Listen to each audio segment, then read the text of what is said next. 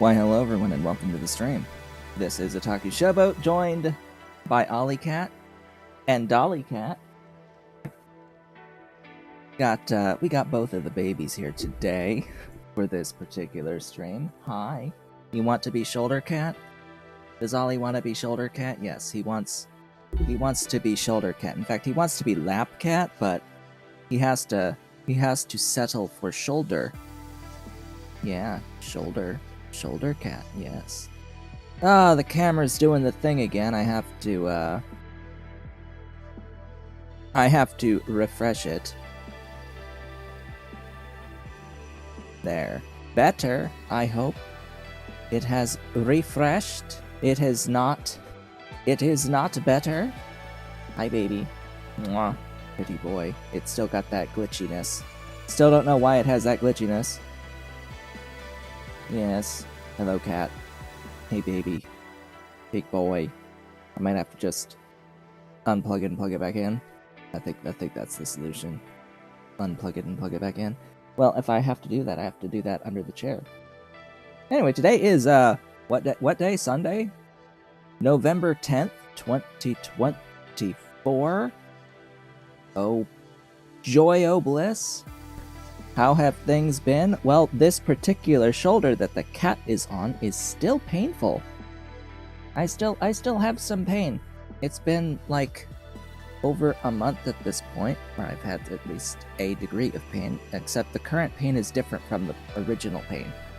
The original pain is like mostly gone. The new one is like, I don't know, more surface level than deeper inside. I don't understand exactly what's going on, but it seems like it's slowly improving.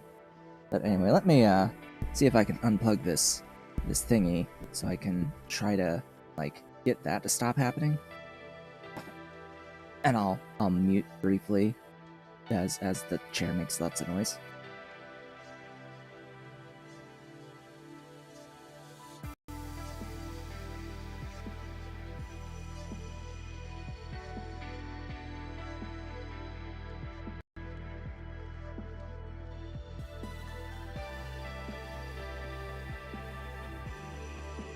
Okay, it has been unplugged and replugged, and I can't help but notice, but the stuff is gone now. Sometimes you just gotta unplug it and plug it back in again. Oh, did you just do it again? Yes, it's still doing it. I don't get it. I don't understand. I think this is just a bad device. I don't know if I can still like, if it's still in warranty or not, because that's not acceptable that it's doing that. But anyway, hi, welcome. What am I talking about at the beginning of the stream today? Yeah, I have a new 3D printed thing, just updates on the 3D print stuffs. So previously I've had this. This is something that has existed for a while. I had this little design. This particular thing is a storage tray for loose Nintendo Switch cartridges. So just Nintendo Switch games. This is a 100 slot tray. You could fit 100 Nintendo Switch games inside of this thing. The problem with this thing being, flat like this, it's a little difficult to actually print the top surface of this as one monolith and have it come out perfectly. It's a little troublesome. It has to be done pretty slowly, which inflates the necessary time to print the thing. Also, it's bendy, is a little bendy, and there's literally 1 millimeter in between each slot, and the walls are 1 millimeter. So if you have this thing packed with 100 games, good luck accessing any individual one inside of it, or even being able to tell like what is where in this. This is very much like very long-term storage, not for like actual like keeping it on your desk as semi-accessible. This is like completely inaccessible for longer periods of time.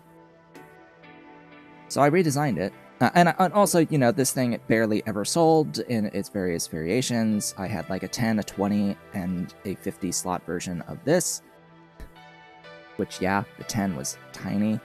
I got rid of the 10, and then I got rid of the 20, and then I got rid of the rest of the thing because it wasn't really selling. Into the trash that goes, because now I have this. And as a comparison in size, just as a size comparison here between these, yeah, it's a new version is a little bit bigger. This is the 100 slot tray, the 100 slot tray that stores 100 Nintendo Switch games, just like this, except with thicker walls and holes in each slot, which, yeah, that's a mission in and of itself to be sure that it accurately can get all of those printed on the first layer. I have to make sure that things are absolutely perfect for that. But yeah, so this being bigger, it has to be more expensive than the other one, unfortunately. But it is a lot easier to get the games in and out of this. It's a lot easier to actually access this when you have it filled up. I only have 5 cartridges right now, so this is a little overkill for me personally, but it is on my store, my eBay and my Etsy shops as an option. I also have a 50 slot that's half as high. It's the same width but half size. 10 by 5 instead of 20 by 5. And yeah, I like it. It'll still be a little bit difficult to physically see the front stickers of what's in here when you've got them back to back. It can be still a little bit difficult, but it's better than 0 visibility at all. Which this one is 0 visibility to what's next. What's like in between. But yeah, so that other one was like 13. This one would be 18 with free shipping. So yeah, and I have a version of this that I will need to print today if I want to list it for Vita cartridges, loose Vita cartridges. They look a little bit like that. They look a little bit like that. Focus, hocus focus, there we go. Compared to the Nintendo Switch cartridges, they are slightly whiter, as well as thinner. They're even thinner. So I'll have to print a fit test first, because I have to have some extra spacing for tolerance for the printing itself. But yeah, it'll basically be this, just with the slots being a little bit thinner and a little bit wider to accommodate Vita cartridges, and that'll be a brand new item. I've never had a storage tray before for Vita. So yay, new items, new-ish items coming to my eBay and Etsy store. So that's what the update is for the 3D printing side of things. The gaming side of things, what have I been playing recently? Well, nothing consistent, really. But yesterday I did spend quite a bit of time in the evening, as well as a bit of time this morning, developing a new set of mods. Not developing a new set of mods. Finding, downloading, installing new sets of mods for Morrowind. I am gonna start a new playthrough of Morrowind, and I'm just deciding like what exact mods I want to use for that. I did download a collection from Nexus Mods that had a couple hundred. It had a couple of hundred mods, of which I've also added a few extras, because there's some gameplay stuff that I wanted that was not part of the collection. if I can find the name of the collection, it was GV's OpenMW, TR plus OAAB plus TOTSP plus BCOM plus fixes. That's the name of the collection. So it's for Open Morrowind. That is a replacement engine. It's an open source engine that runs Morrowind. So it doesn't include any of Morrowind's assets, making it completely legal. And they've even been in communication with Bethesda about it, so it's like, yes, they're fine. Because there was initially some questions from Bethesda to them about project, in which case they said it does not operate without the user having the game, which was the most important part. So it's a new engine that can run a bit better, does its own things. And then TR is Tamriel Rebuilt, an overhaul mod that adds a whole bunch of stuff. And OAAB, I forget exactly. It's an additional asset data store. It's like a set of data that you can use for improving the main part of the map. I have no idea what TOTSP is and BCOM is. They're just various overhauls, both graphically and game-wise. It includes a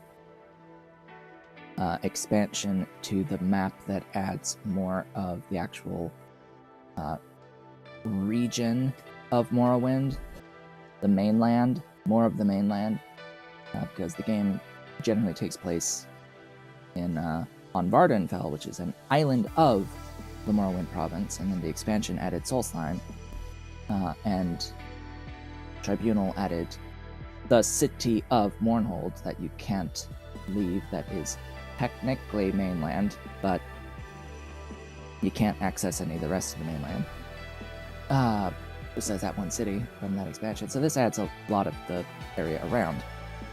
So I installed all those as part of that collection, and then I proceeded to add a few other gameplay things. I'm blanking a bit right at the moment about the names of some of these extra mods. Better Balanced Combat was one. And then there were some other things around. There's some interesting things, actually. One is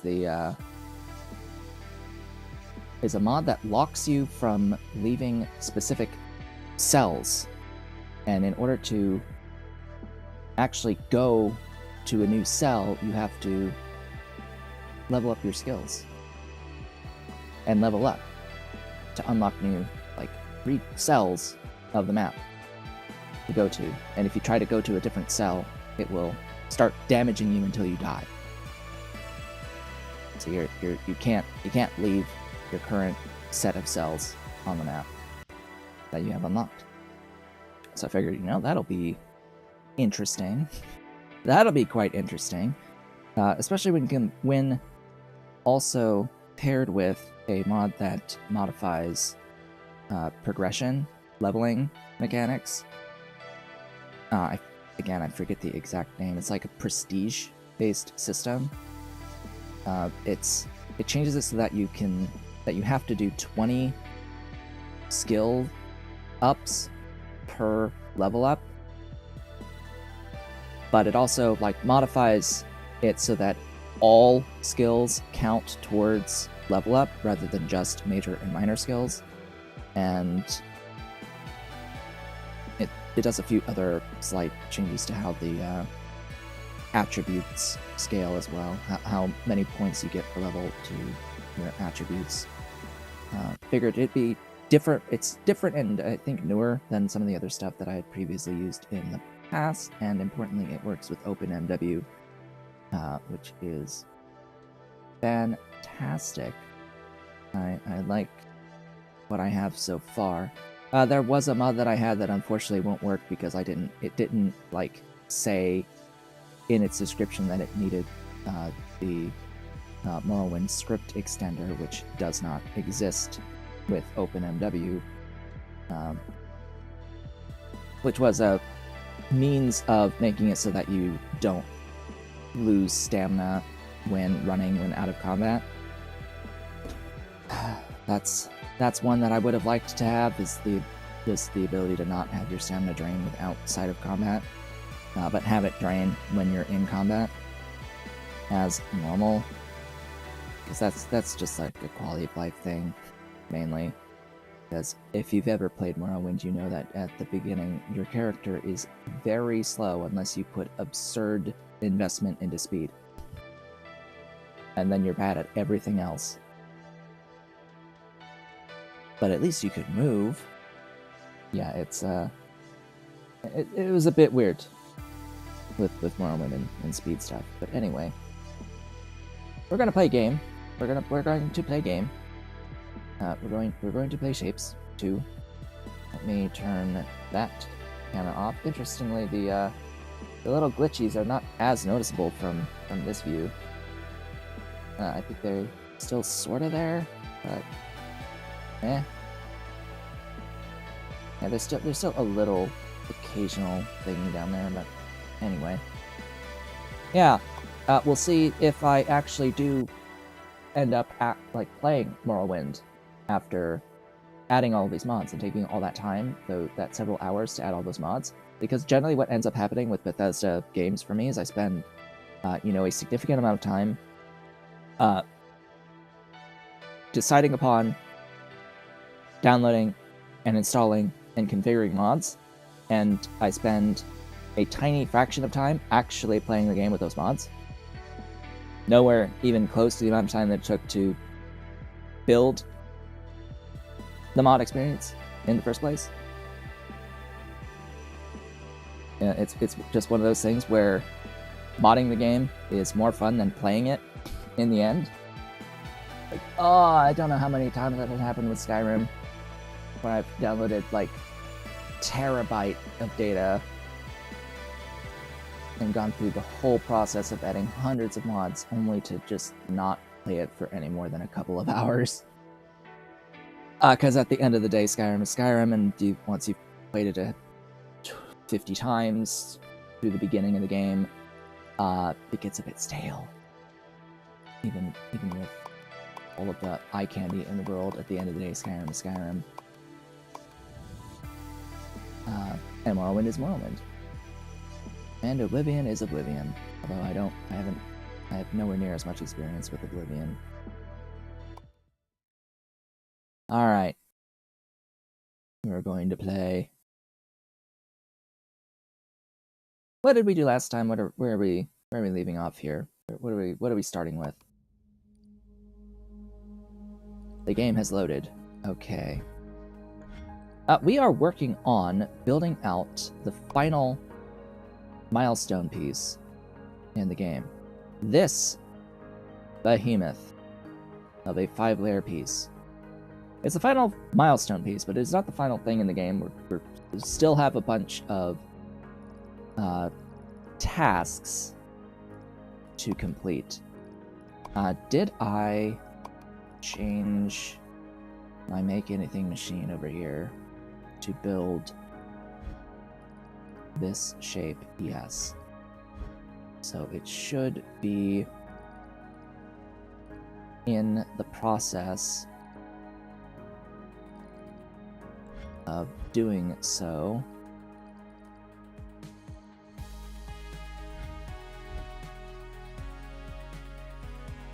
Unless there's an error.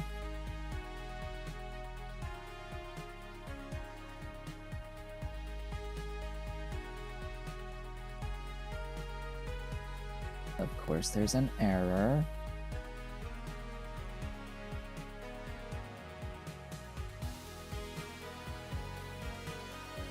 Why did that have pins? Oh, interesting. Did you just see that? Did you just see what happened there? Pins went into a painter and it kept moving. do the painter without getting painted.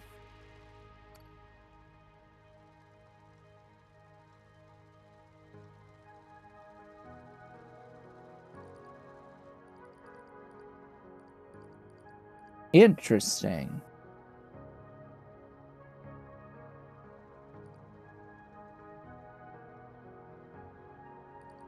So I'm supposed to have a...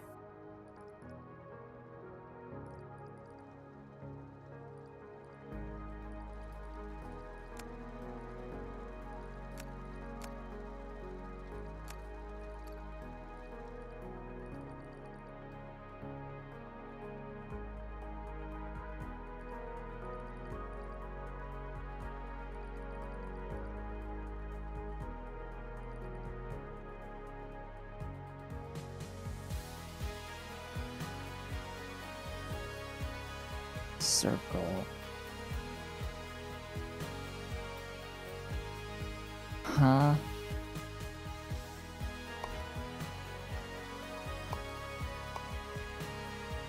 Oh, this is supposed to be the green one, isn't it? Wait a minute.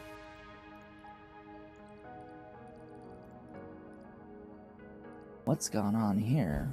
Why is this red? Oh no, I'm forgetting. This is layer 3. This one is the red one. You're supposed to be... semi-semi.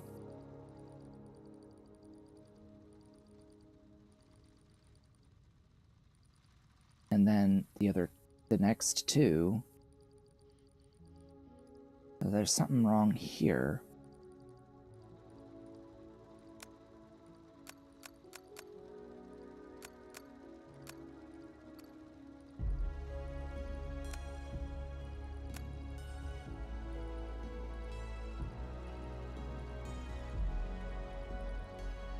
Okay. That means that one of these wires is wrong. There. I found it.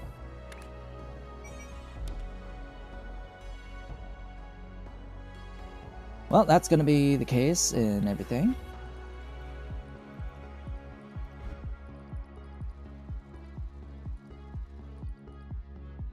It was...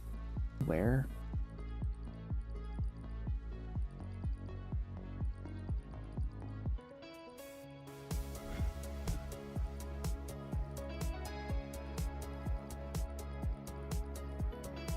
Huh.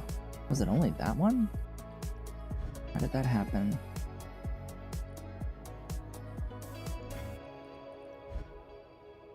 Three, two, one. 3, 2, 1. 3, 2, 1. 3, 2, 1. 3, 2, 1. Yeah. That one's fine. 3, 2, 1. 1. I'm counting these wire bridges. That's what I'm counting right now.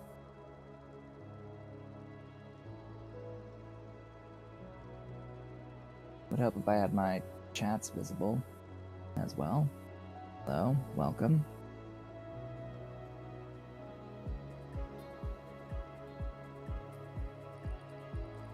Just troubleshooting that one issue. It may have been a one-off, but I would have thought that it would have been carried over. And this is something that I fixed, that was just the one spot that I didn't copy into the fix. Yeah, these are correct. Yeah, I think that's what may have happened. Was I fixed it, and I just happened to miss that one spot, copying from where I fixed it to the other stuff.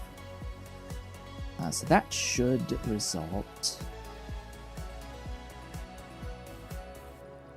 yes, in this.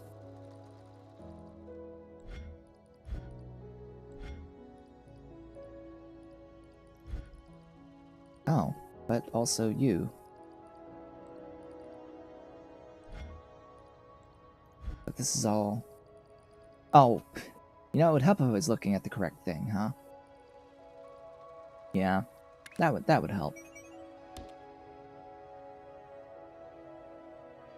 Yeah, it was totally that.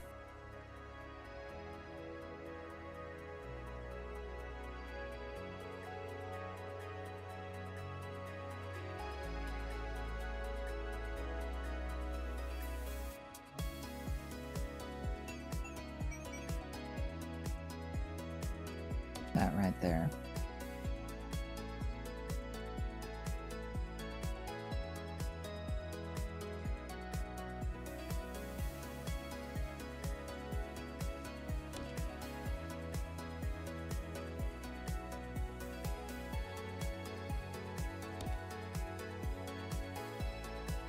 Yep, burrs. That'll do it.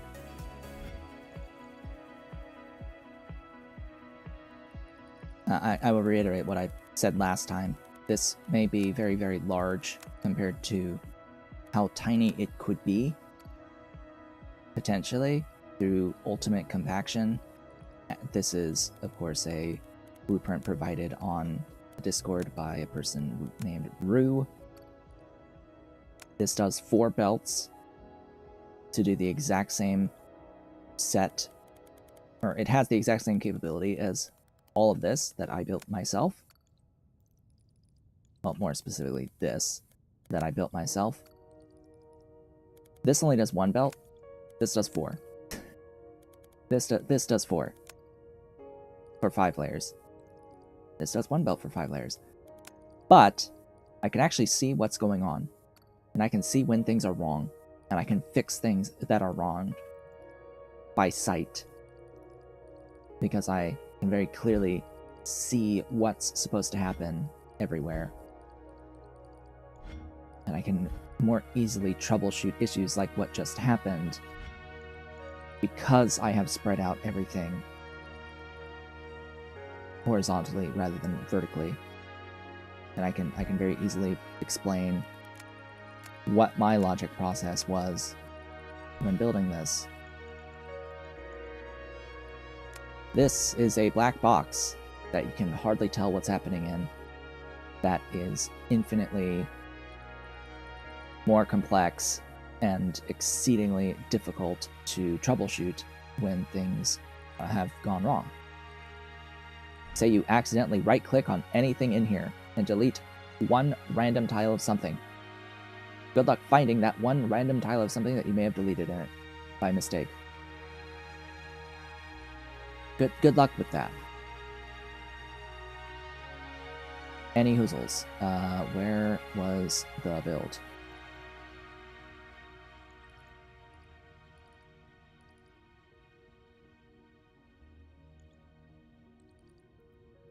Here, this is the thing that I was working on. Yes. Oh god, we need so much more. So, yes, we're working on this. And when we're done with this, I will move on to tasks for crystals. Crystal tasks. Because those I cannot do in the MAM, in that Make Anything machine. My Make Anything machine should be able to make any of the other tasks outside of the crystal ones. Because the extreme vast majority of the crystal ones here involve more than one color on a single layer, so swapping is involved, and my current build does not take into account that. It doesn't have that ability. It is built for the random operator level 2 crystals, which cannot ever give you more than one color on the same layer, because the logic for the random tasks doesn't include swapping in its creation of the shapes. So it runs through a set of rules to create the shape that doesn't include swapping anywhere. It's like, make a random 4-piece shape for a layer, random chance run it through a pin, random chance run it through a crystallizer, next thing stacks on top, and just repeat or however many layers it ends up being, with like some random chances here and there for things to happen. But the specific set of rules it follows does not create shapes that have more than one color of crystal on a given layer, or any shape that would involve needing to do swapping. So, our process for this, I have built the top right and the bottom left, I believe. Top right and bottom left sections. Now the bottom left, which I believe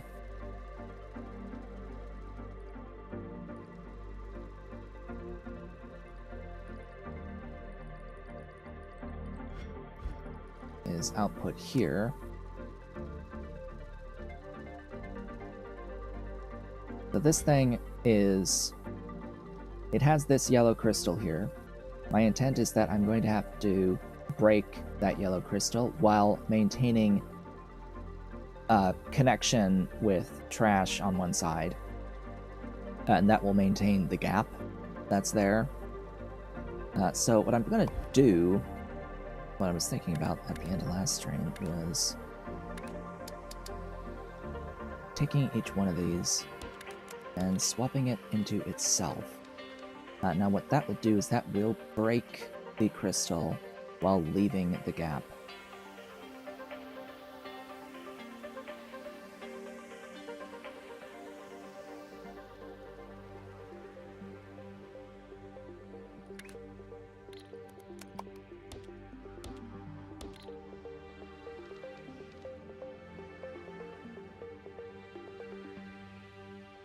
And I think I need...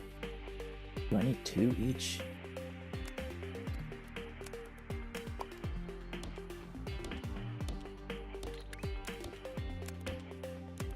Because each one of these is a belt of throughput. In order to get a belt out, it's 4 of these outputs here.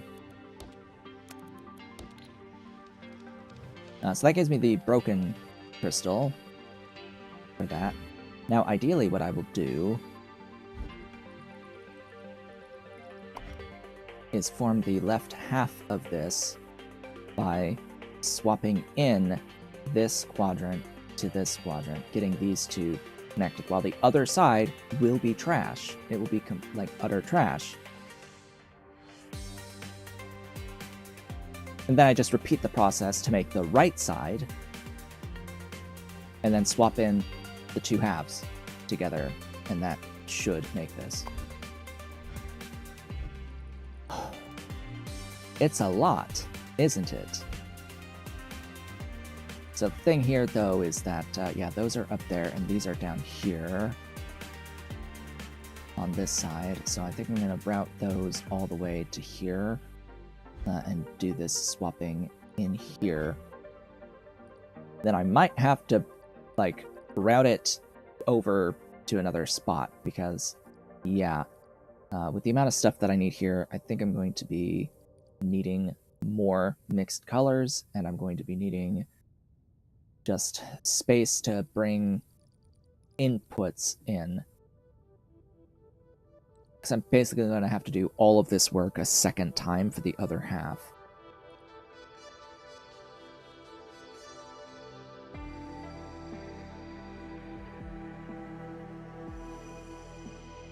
Yeah, it's just this again for the other half, and then combine the 2 outputs, swap in the 2 outputs from this.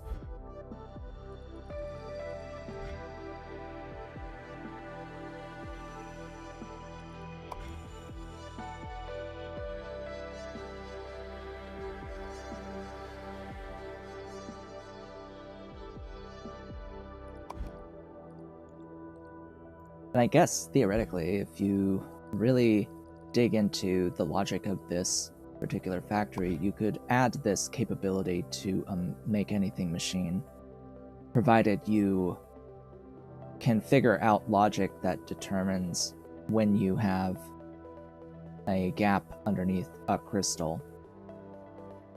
If you can figure out logic to determine where you have a gap underneath the crystal, and then a set of progressive steps to build that,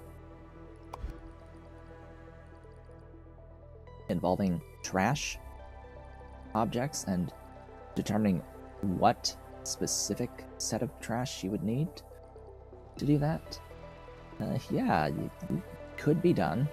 Could be done, logically. It's basically building another man to do that, but yeah.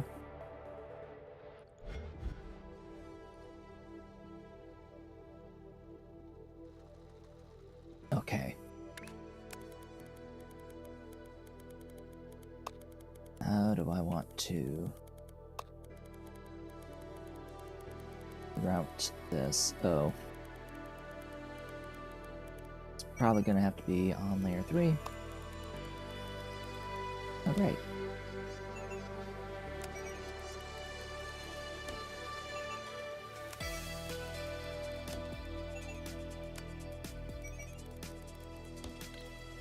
Also, did I change my audio?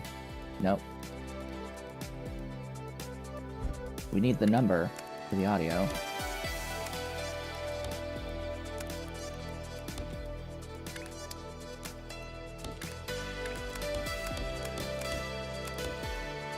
Okay. Oh, great. Over here? Yes. Thou shalt hear.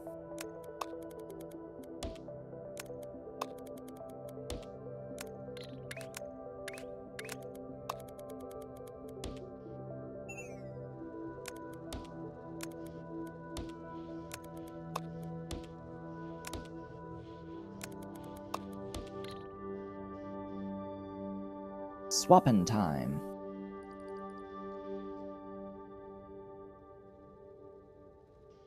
So what rotation? Oh boy.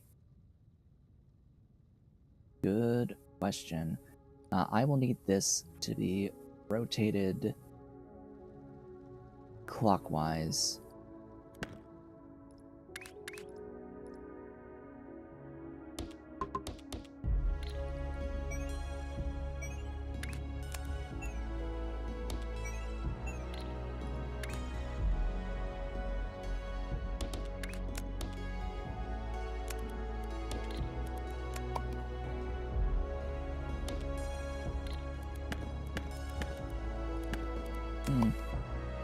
Go there.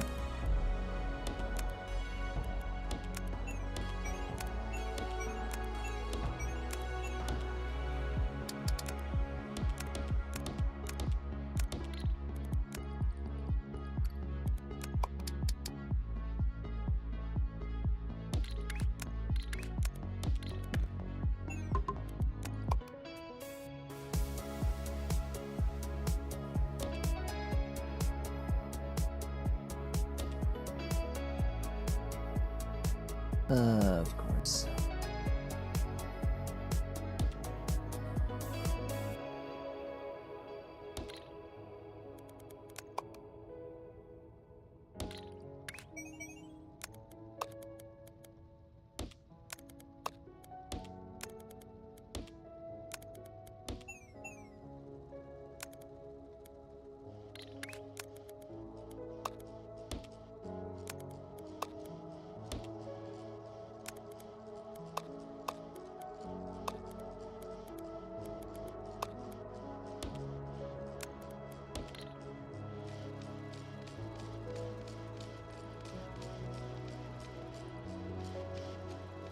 All right. Really? That's not what I was thinking would happen.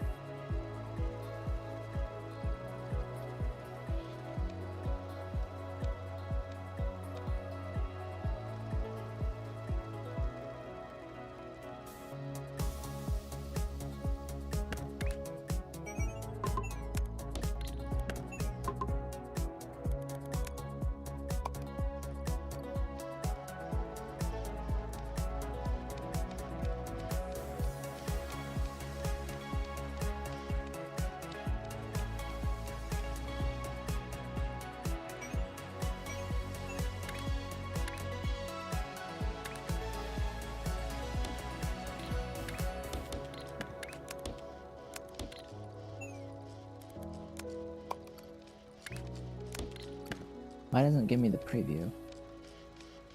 That's it. That's the one. It has to be these.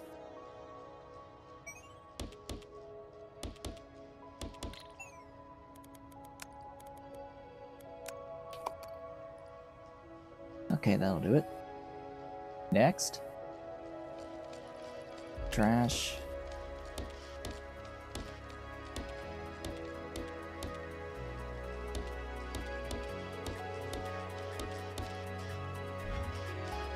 Come on. Game is chugging, by the way.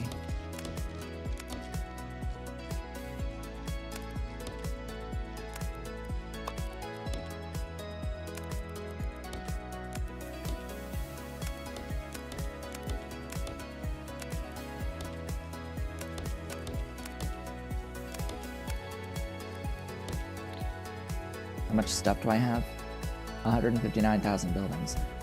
Yeah, pretty sure the game's not supposed to be chugging at this point, based off of what the devs have said. Yeah. It's less than 60 frames.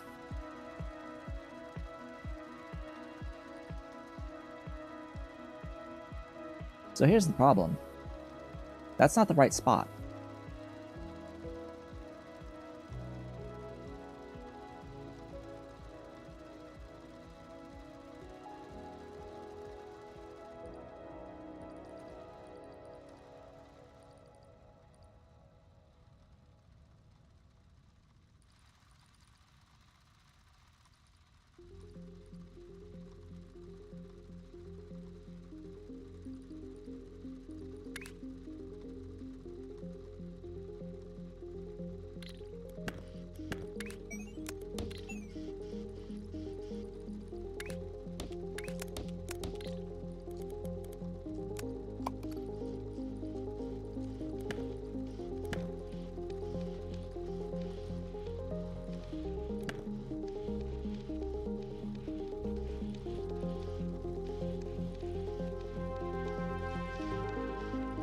Also, not the right spot.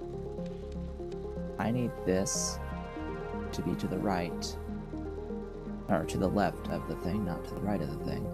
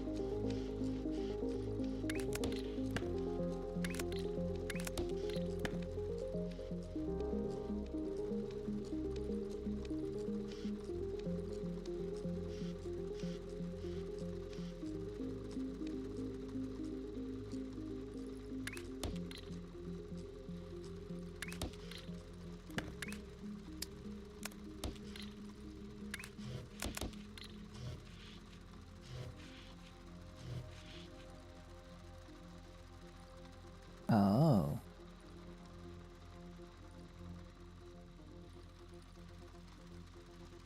I see.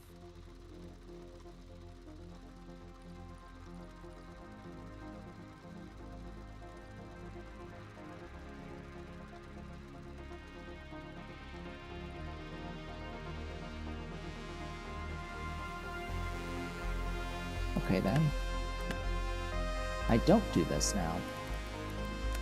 Because as it turns out, I've built the wrong corner.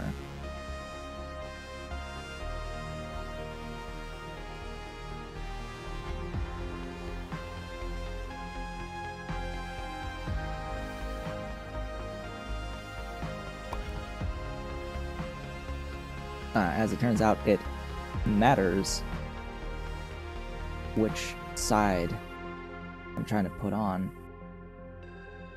As was shown, I could put the right side on. So if I was instead making this corner, because I've made this corner here of 4 layers, if I had this corner, I could swap in to the right of it.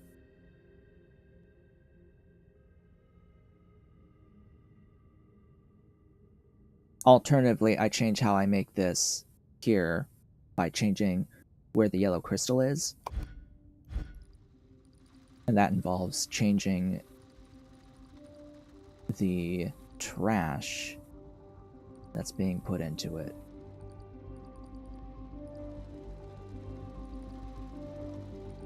Yeah. So where's all that happening?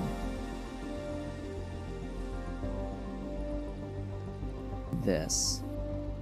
So rather than that corner, it would need to be the other corner, 180 degrees from it.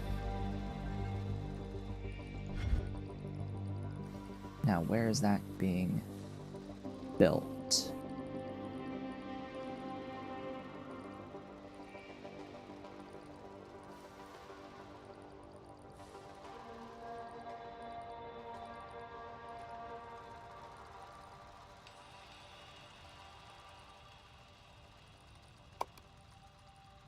Here.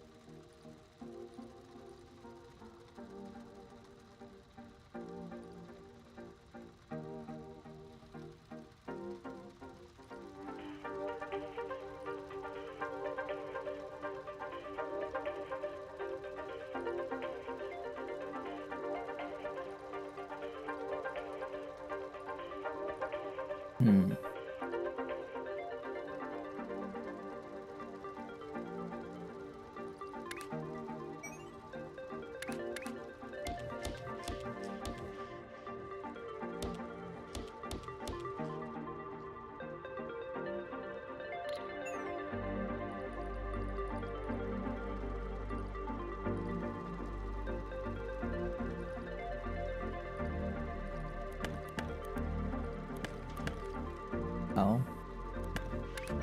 Was it a nothing? Oh, it was a nothing. Okay.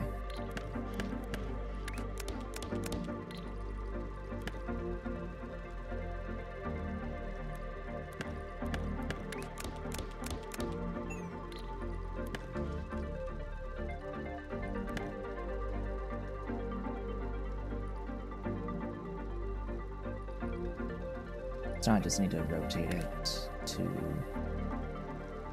yeah, that corner.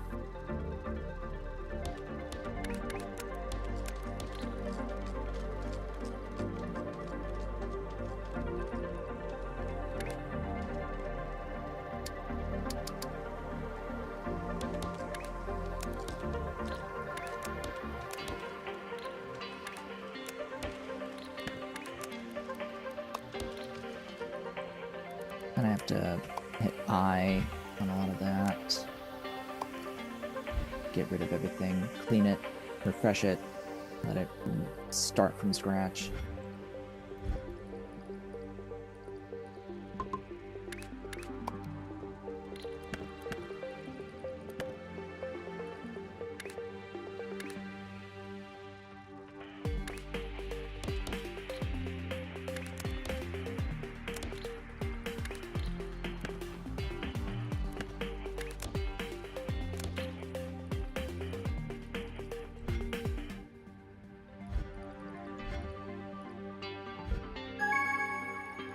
Oh, that's done.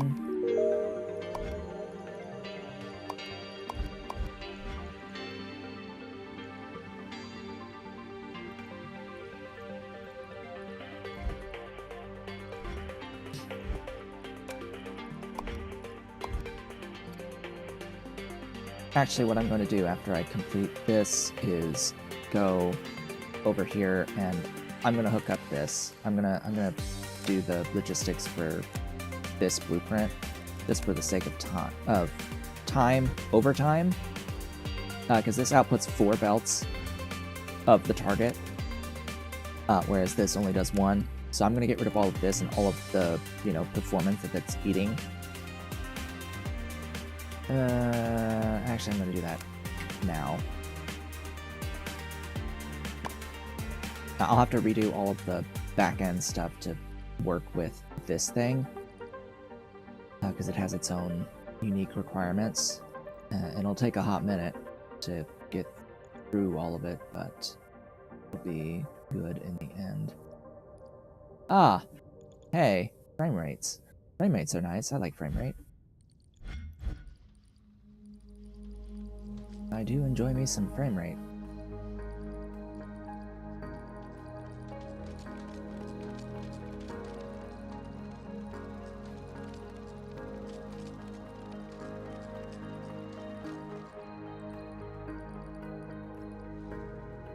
I just hate how long it takes to show. Okay, why the freaking hell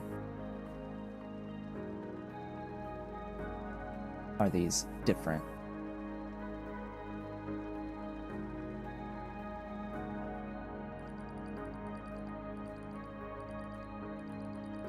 Oh yeah, because I only changed 2. And I need to change 4. Where are the other ones coming in? These 2.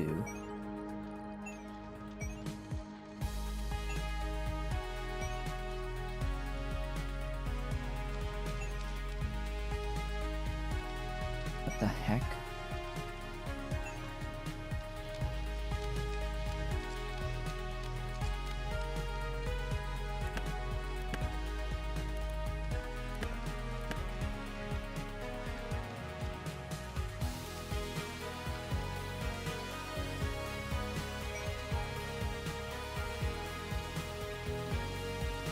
Oh, this so fundamentally changes things.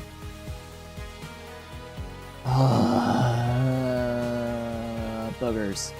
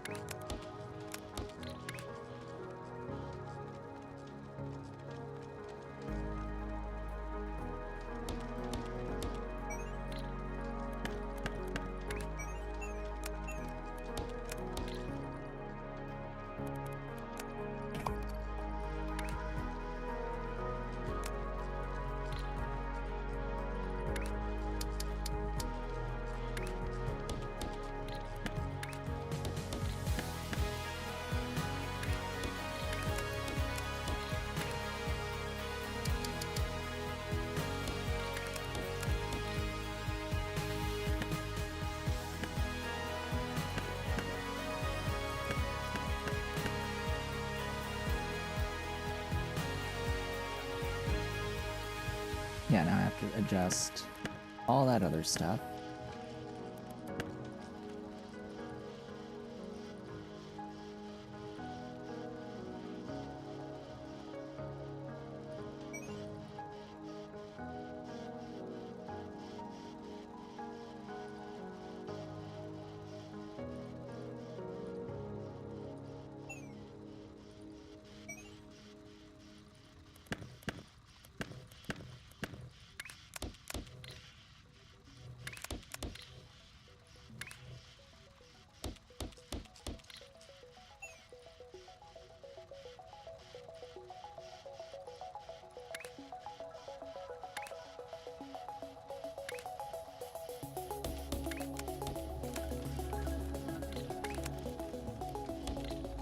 Okay, that's that one.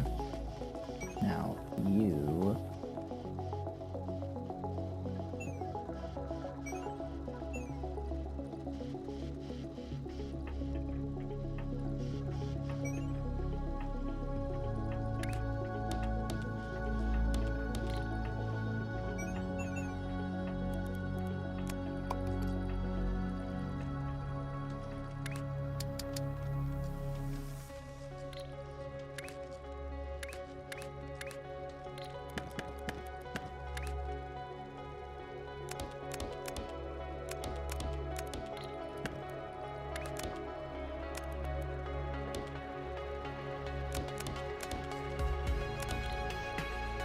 get moving.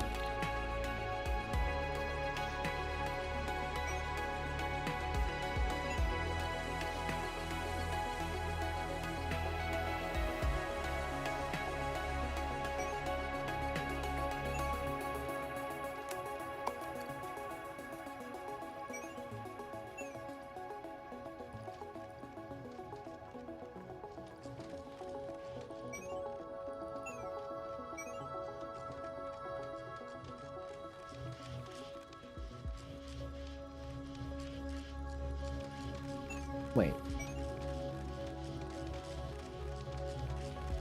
Yeah, that's just changing. It's mirroring. That's what I needed here.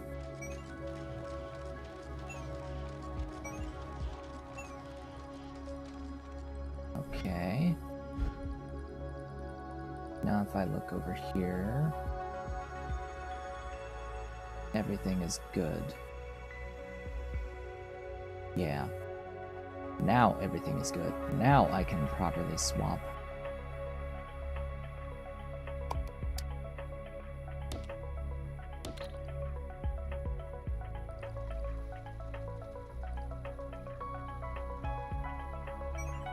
Just bearing in mind I do still need the rotators.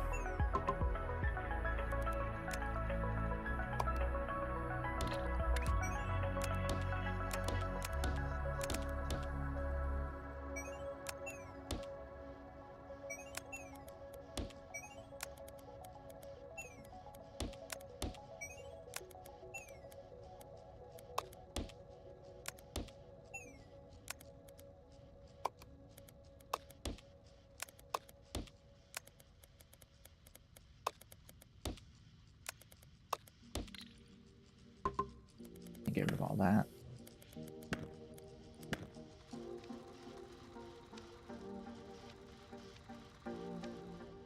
Why am I so bad?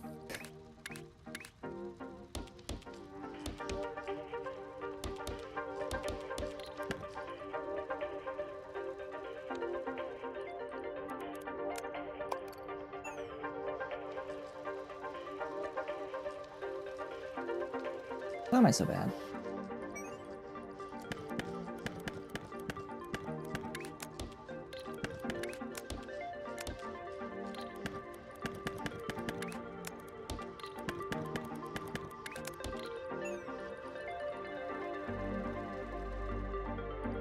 The what? Oh. Yeah, there's some,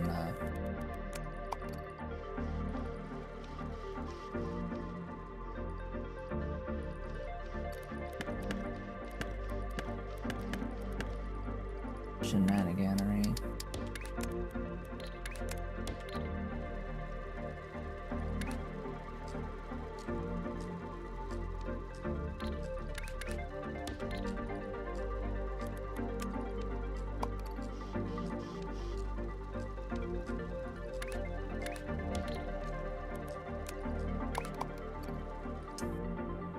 I got rid of everything, everywhere.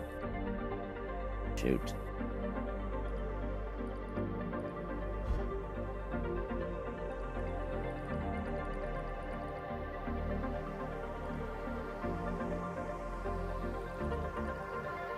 Dang it.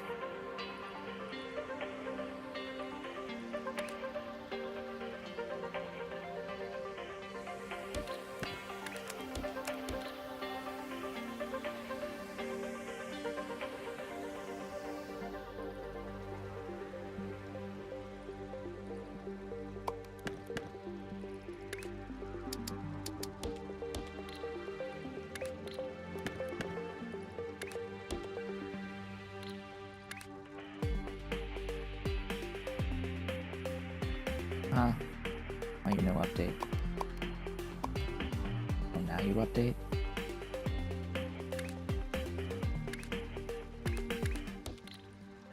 Interesting. So it's not... Oh, right. This is supposed to be breaking the thing beforehand. Why are you not... breaking?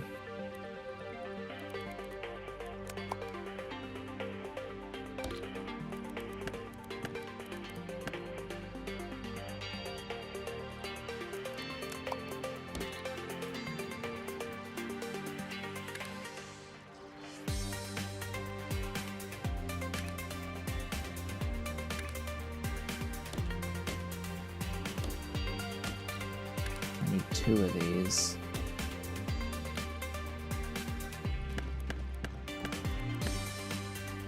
Or I need to rotate before it enters.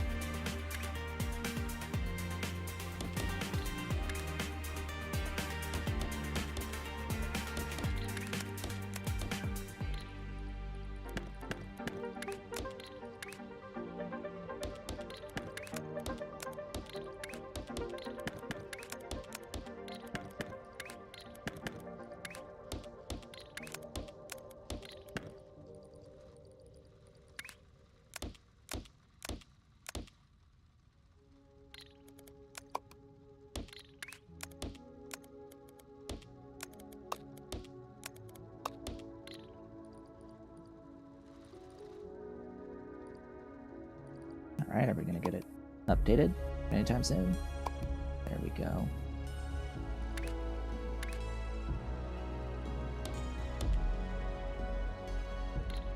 Okay, you gonna update those previews?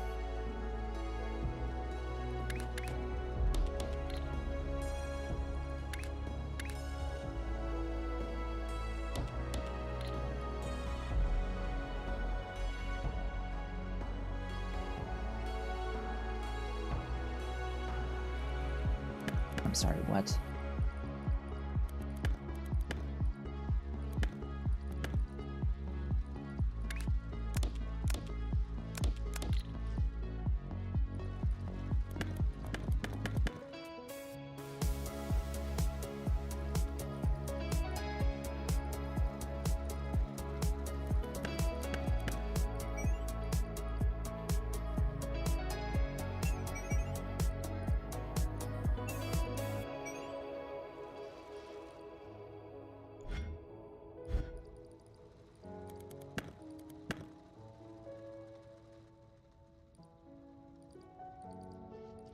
How long are you gonna take to get over here?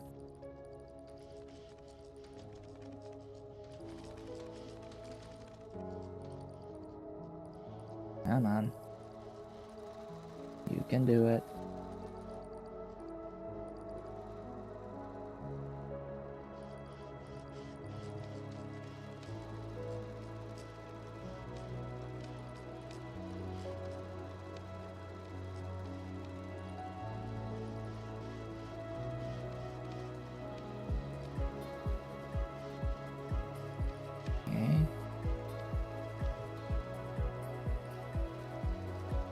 That's on the bottom right.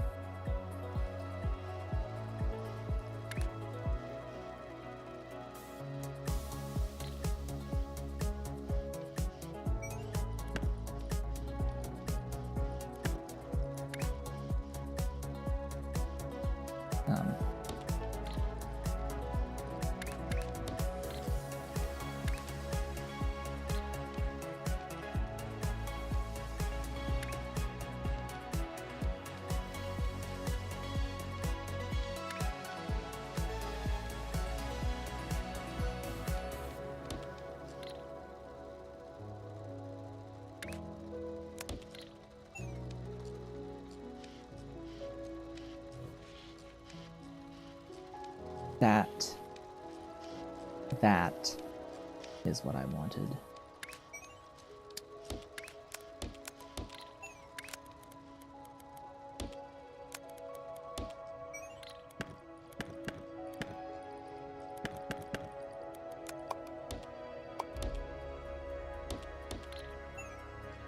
All right. Now we good. Now we good.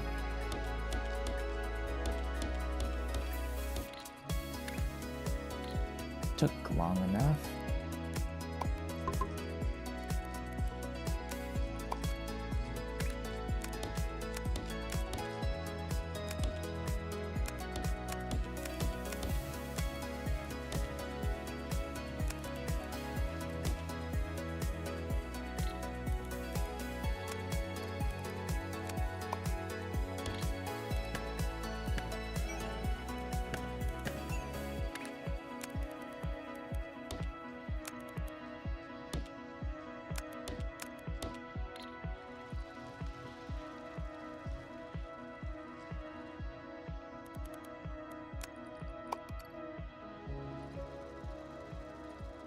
So, now we have the left side. Now we have to make the right side.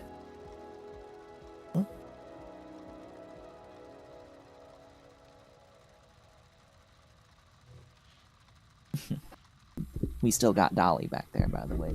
Dolly is she's still comfies in the back. Oh, boy. Yes, that's half. That is half.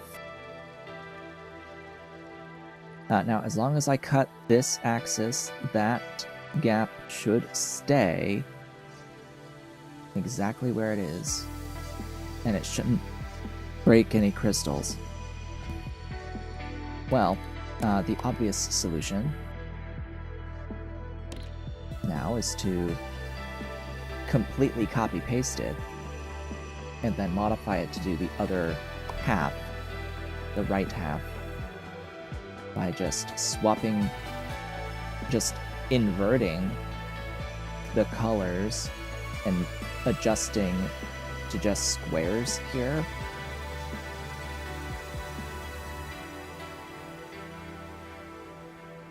Yeah, these are squares rather than the diamond and magenta circle. This is a cyan circle. And the other three are crystals. That's just running the crystallizer twice. And it's the exact same process as before. So just the, like, input setup here changes. Really.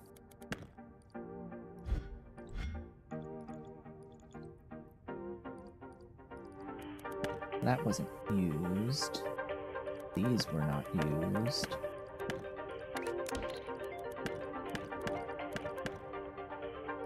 What was used here? 1 diamond, 2 square, 3 circle.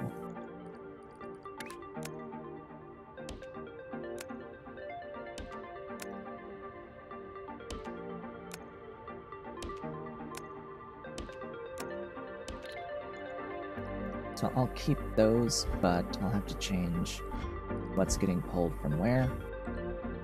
And I guess I could change the color input as well. If I just swap the magenta and cyan, I have to swap magenta and cyan, and that's it. That's all I need to do.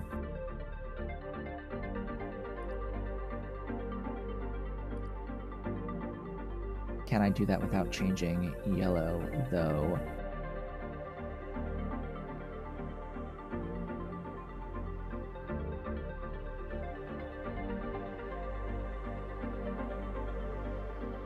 No. It would also, whatever modification I do would change the position of all 3.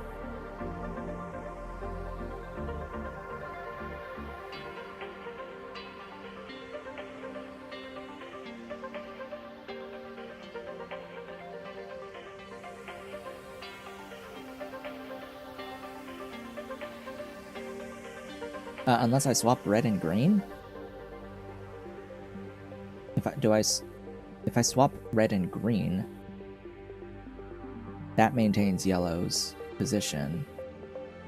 And then, yeah, the magenta makes cyan. Yeah, so swap red and green on the inputs.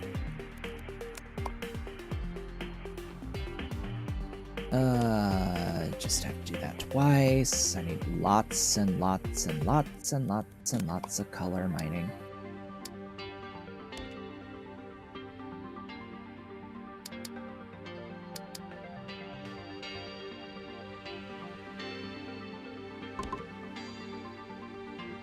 Plenty of blue.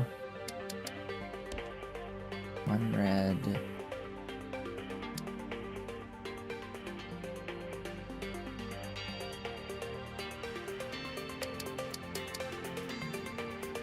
Really? What?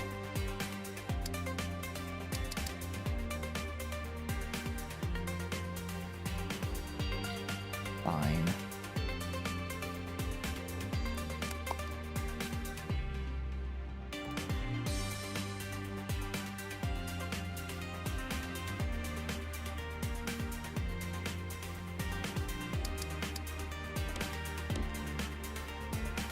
Oh yeah, no, that won't fit.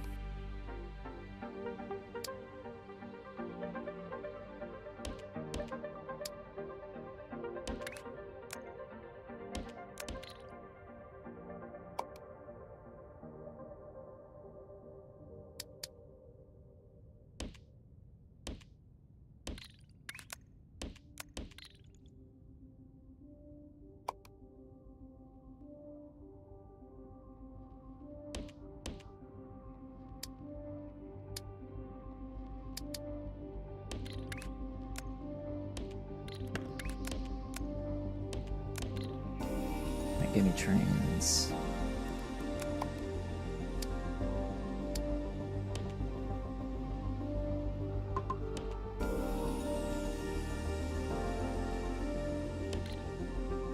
Alright, so that should be 2 blue, 2 red, 2 green.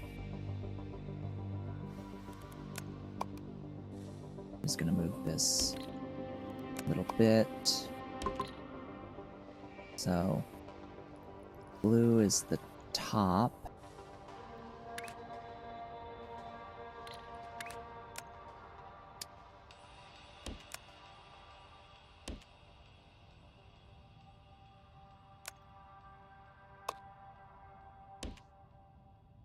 And I'm swapping red and green, so green is the left.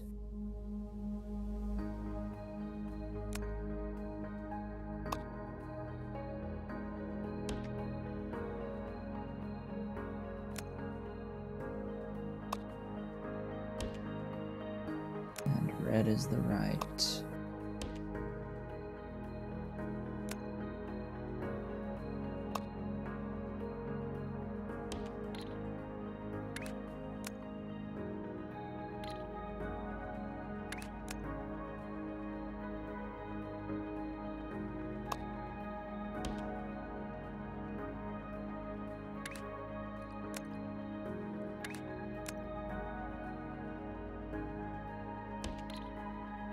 All right. That should be all of that for all the colors.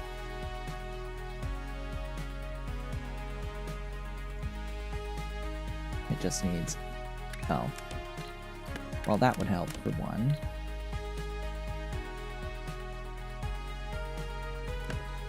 But it just needs deliveries now.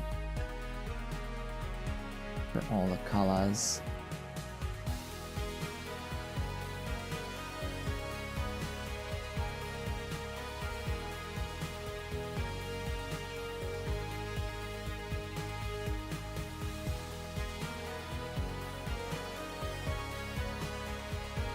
Good, those are on the way.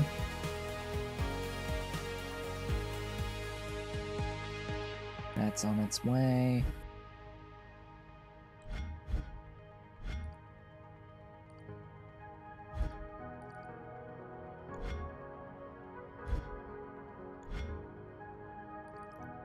Wait, did I? Huh?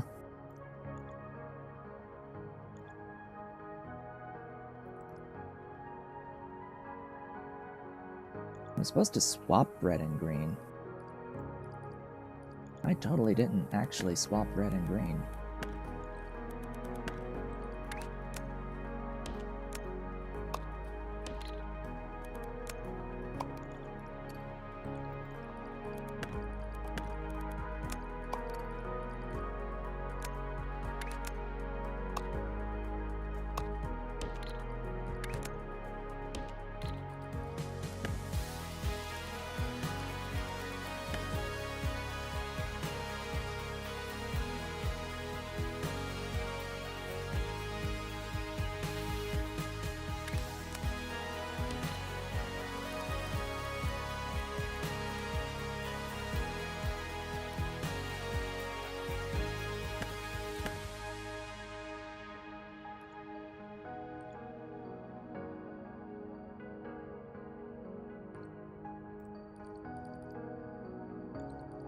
we go.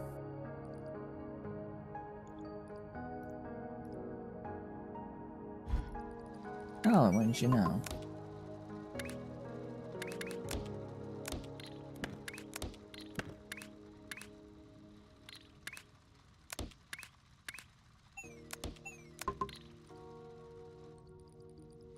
There was an error there.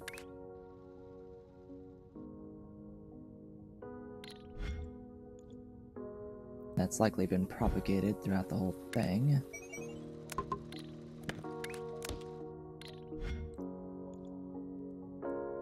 Including here. Yep.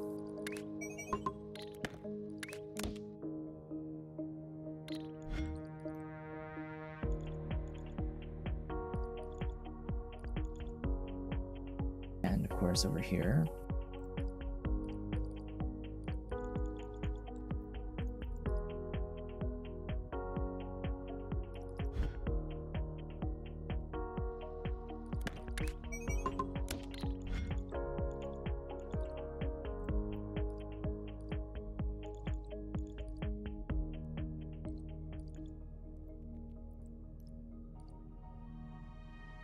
Okay, now we're just waiting on the actual mixed colors to exist and get loaded onto trains. Because now the magenta and the cyan have switched places. That will dramatically help. Because now, basically, because all the processes here are the exact same between these two halves, it just swaps the colors and the specific shapes.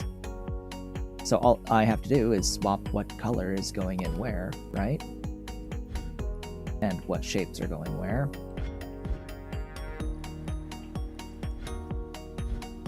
Of course.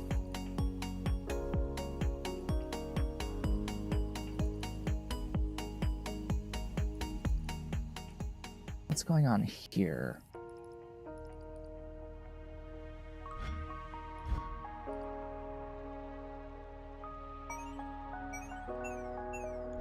Huh? Oh.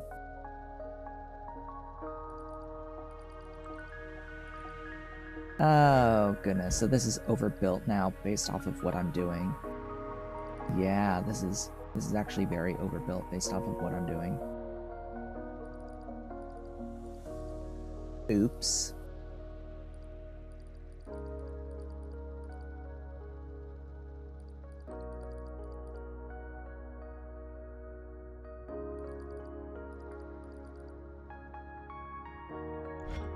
Oh well.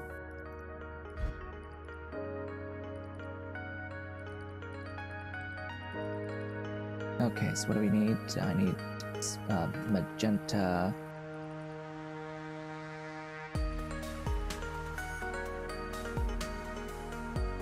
And cyan squares. Oh god, that means I do have to adjust like on this end. And this end.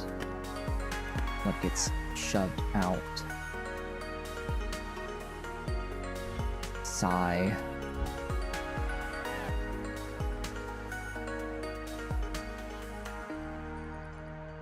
Because yeah, this part is not actually doing anything. For that half.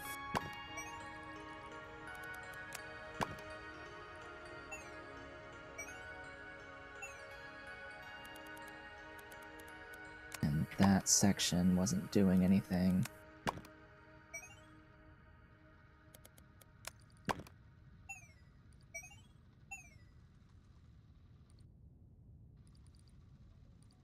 That's quad cutting. That's quad cutting.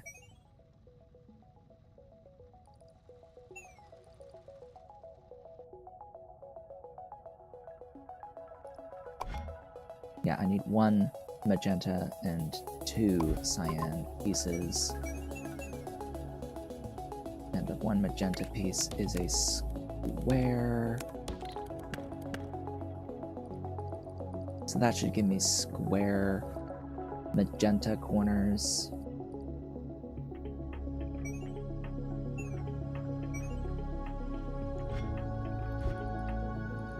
I just need to be sure where I'm sending it in here. And I have to bring trash in, that's right.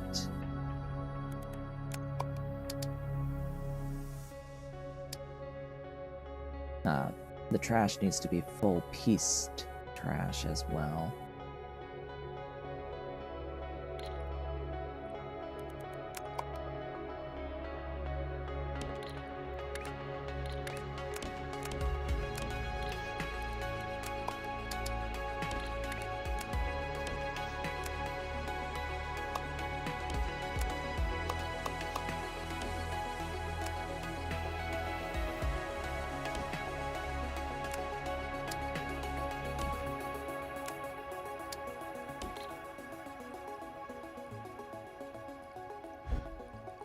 The other two? No, there's one magenta square and one magenta circle. These are coming in from the same places, so I have to make sure that I'm not. So I have to use 3 and 4s.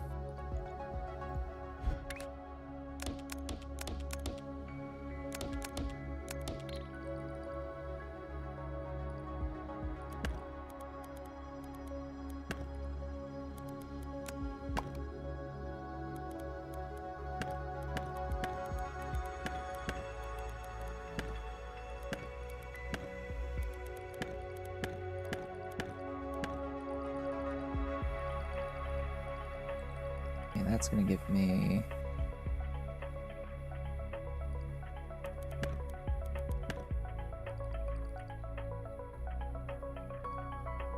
cyan squares and circles.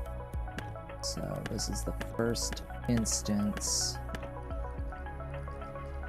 Actually,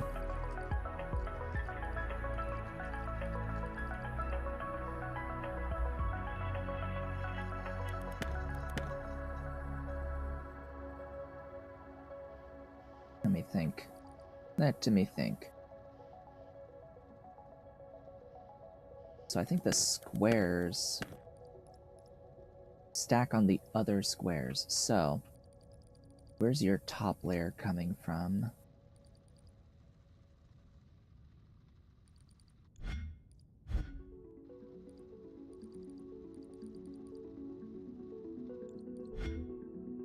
So this is forming this. So we need to start with the circles. We need the circles here. Yeah.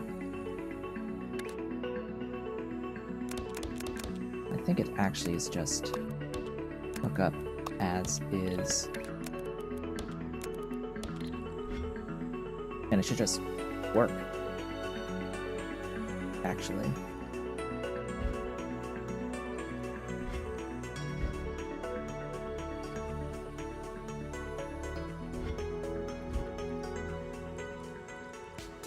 I think it should just do the exact same thing as the other side.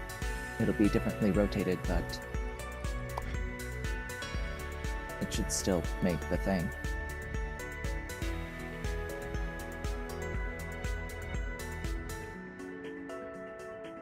Yeah, because it should be putting this piece to the left of this piece. So let me have a look and see that it does appear to be correct. That does look like it's the correct colors. Because we have white, magenta, cyan, magenta, white, magenta, cyan, magenta with a gap, cyan, cyan, magenta, and blah, blah. Cyan. Yes, so that is the other half. Now, all I need is to bring in the other 4 to a location, or bring in all of the things to a location. How very specific of me. Yes, we're bringing them to a location. Where we will then swap them into each other and output the result. Whoops.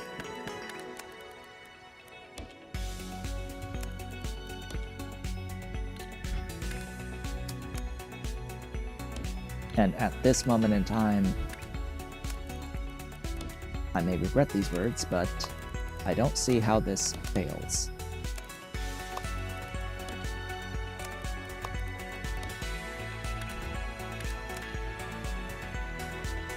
Uh-oh.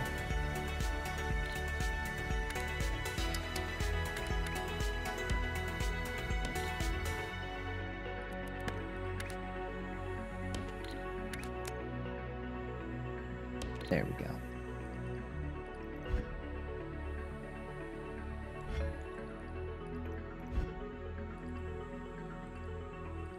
So now we're just waiting for everything to propagate through the system.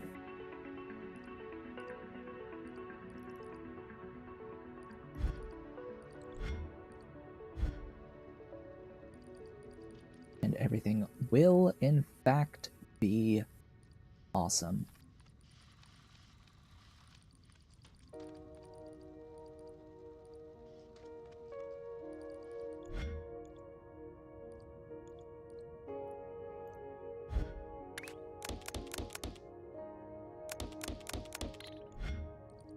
Okay, this is now a standard swapper setup,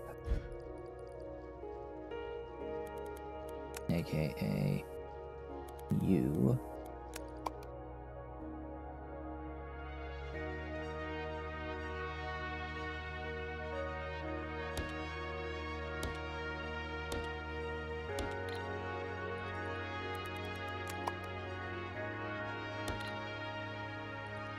And I'll have to make sure that I have everything rotated.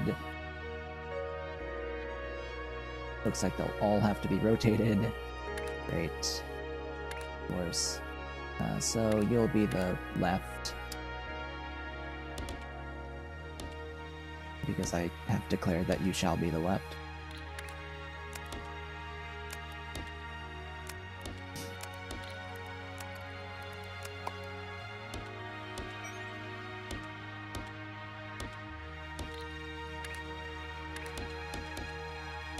The other one should be a counterclockwise rotator.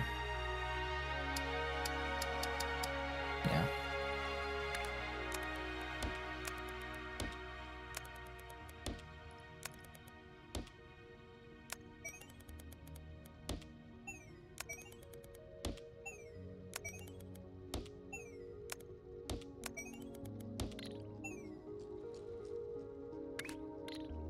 Now the question is,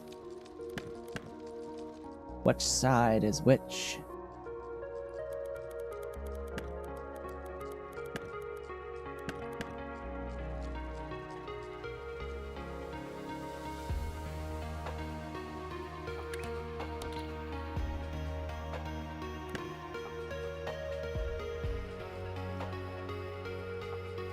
If it's the blue side that swaps, then I need this trash to be on the other.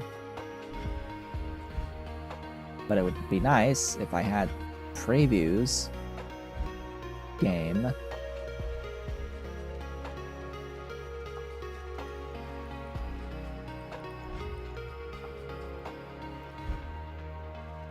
Oh yeah, sure enough.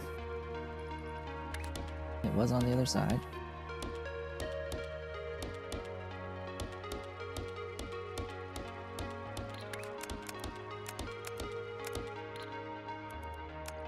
Just gonna copy that.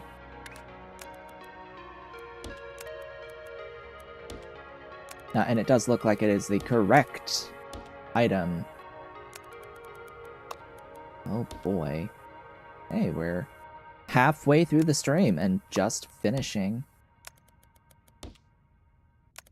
with the correct item. We're just starting to get stuff brought in from the other side. This will rotate so it's on the right. in this particular north-south orientation. And that, as they say, is that.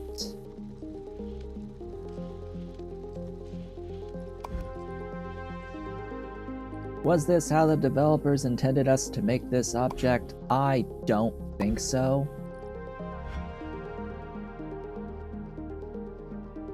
But what I do know is that this method works, as it turns out.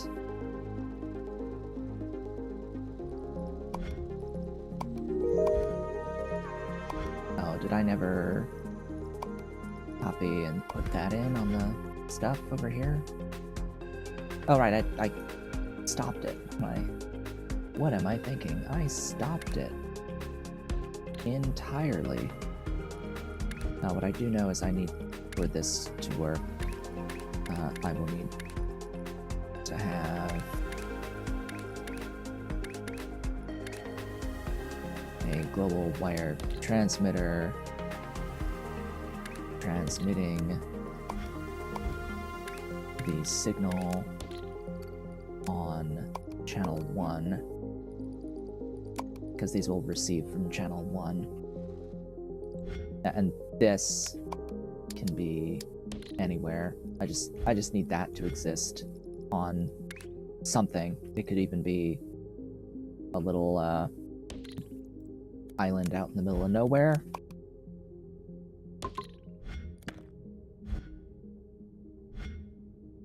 In fact, it will need to be.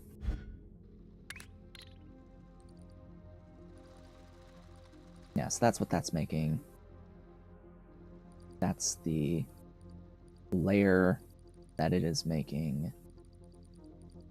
For each one of these, it has a little display for like what the target layer is supposed to look like. Yeah. It's just all the logistics for that is going to be incredibly insane. Which is why I'm coming down here. I'm going to put my train station down, load that shape.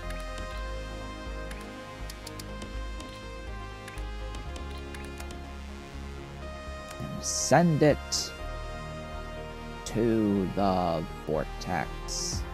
Where is the vortex? There is the vortex. This right here is the line. Actually, that right there is the line, but whatever. Good God, that took so stupidly long. But we got there. We got there in the end.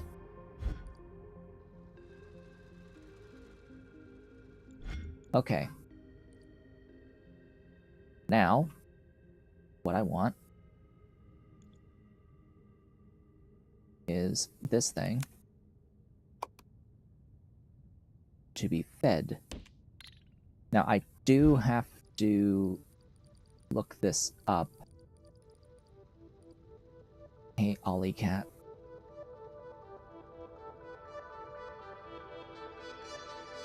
I am distracted because now Ollie Cat is here. Ollie Cat, hello Ollie Cat. Yes, you've returned for more pets. You've returned for more pets. He's the pet cat. He demands his attention. Far more than Dolly does.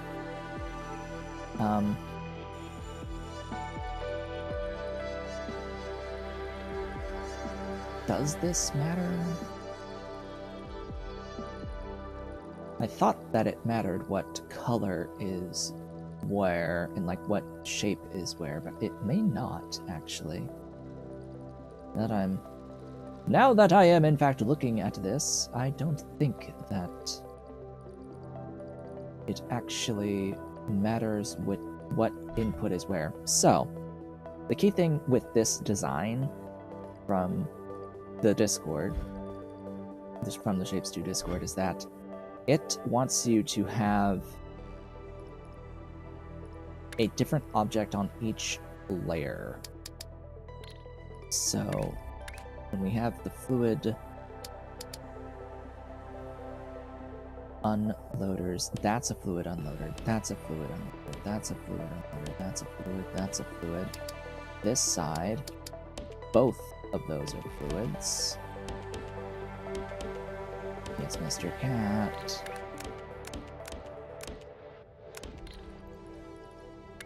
That's a train stop. That's a train stop.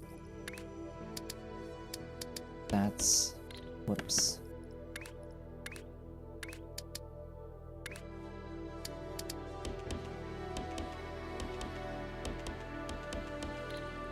Okay.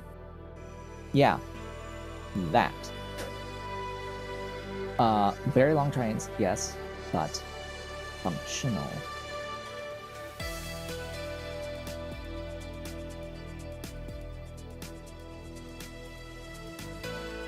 Oh, whoops.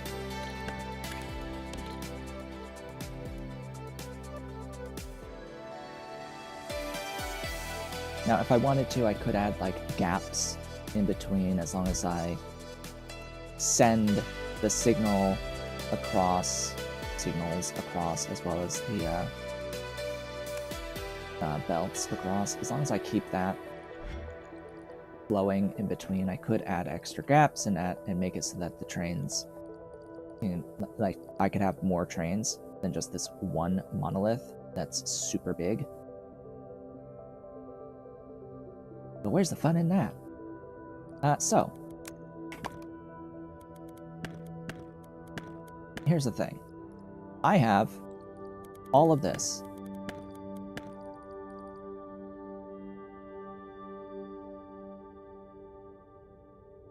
I have 3 layers of full throughput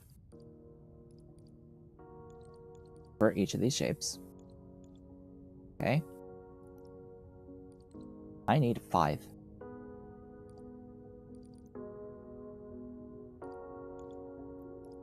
I essentially need 5 layers for each of these shapes.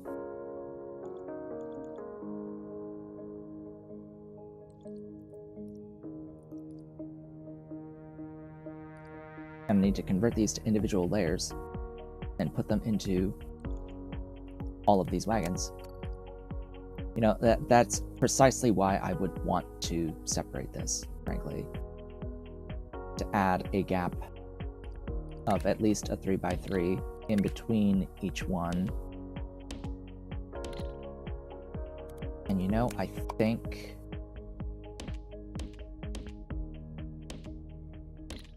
that I will in fact do that.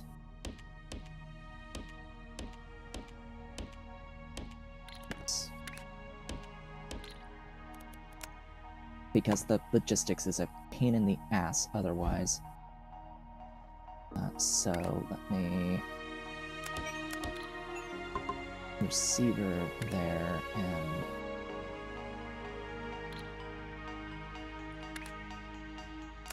transmitter there.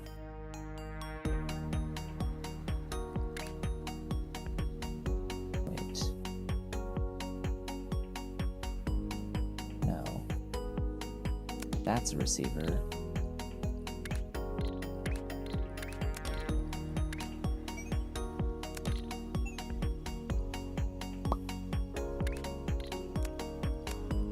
Transmitter, receiver, receiver.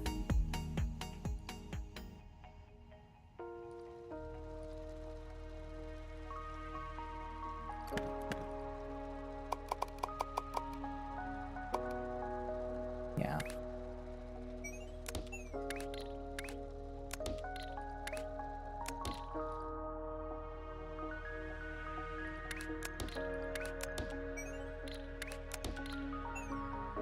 Yeah, hers.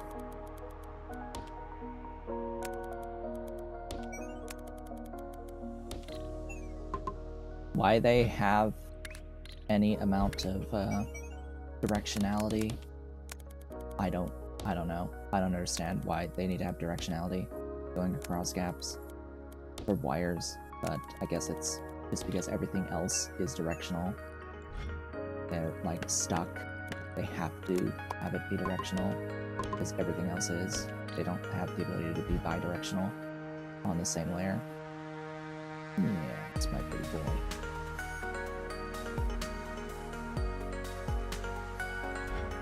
If that helps slightly.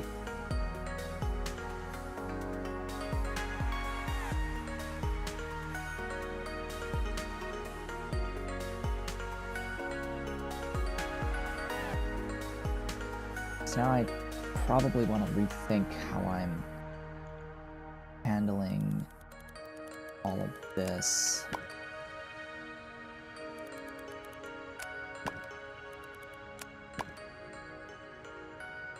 Because, as I've mentioned, I will need 5 layers.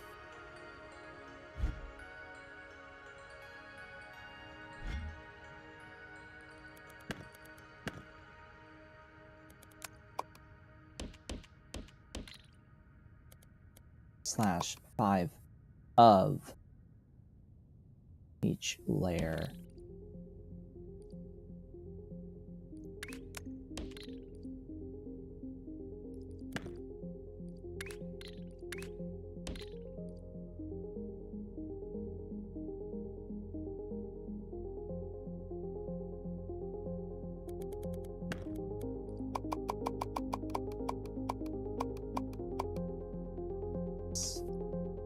Didn't want to undo one of those, but oh well.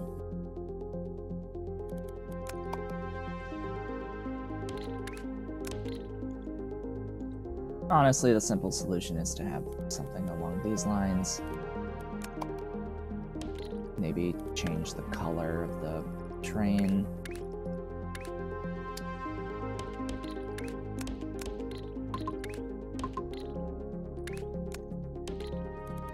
Run both on the same thing.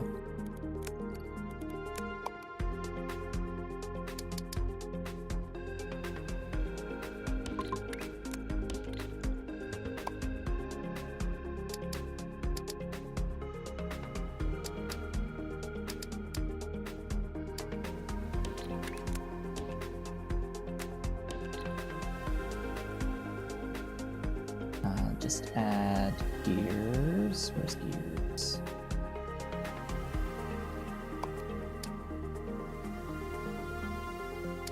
Slash diamonds. Okay, that's diamonds, and then this needs a little bit extra, because of course it does. Always. Am I using every layer? Yes.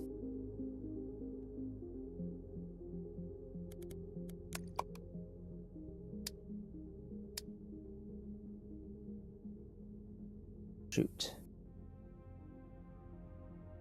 Well, the color itself doesn't matter, huh?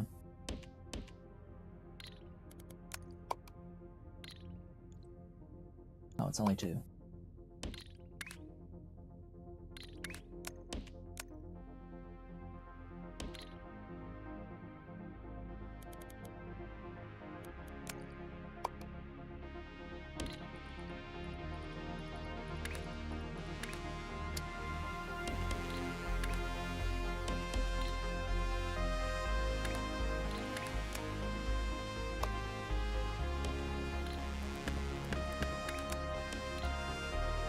Okay, so that's gonna be more than I need, but it's gonna be an extra set of the pins, bare pins, as well. That's the solids aspect. Then there's also the colors aspect. And the colors are, yeah, kinda also gonna need to be converted.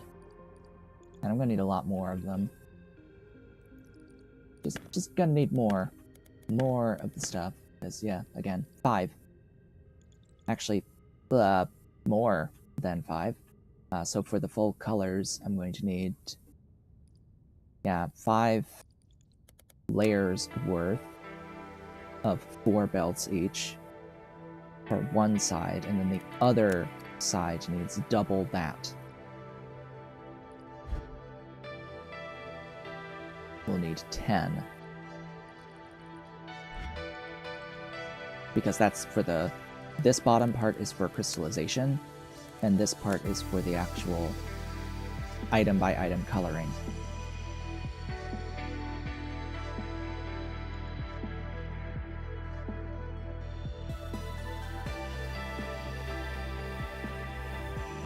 So that gives me 3 layers of 4 each.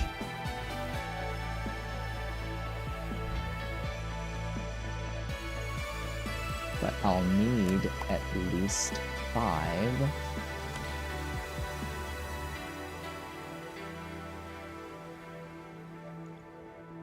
So yeah, do it again. Where I'll need, 4 of this on each color. Good luck, me.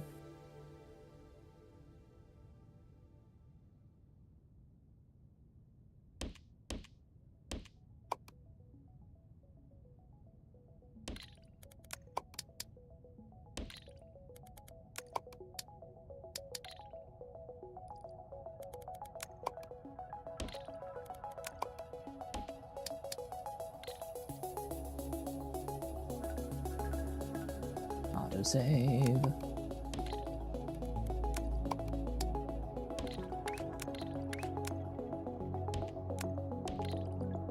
That'll do. I don't like splitting like that, but I will if I have to.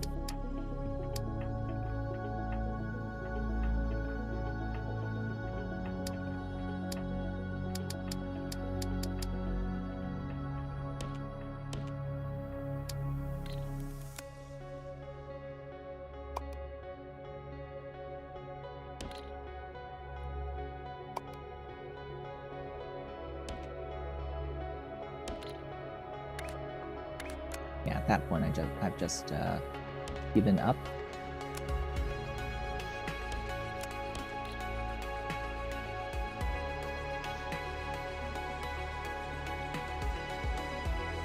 Blue, green, and red.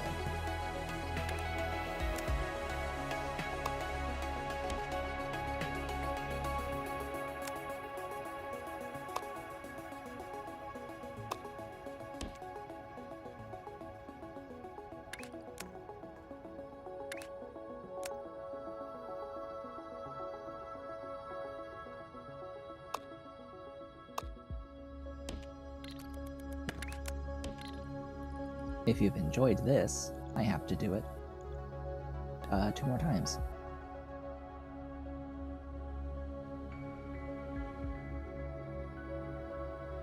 Because I will need 3 of whatever this final thing is for the colors.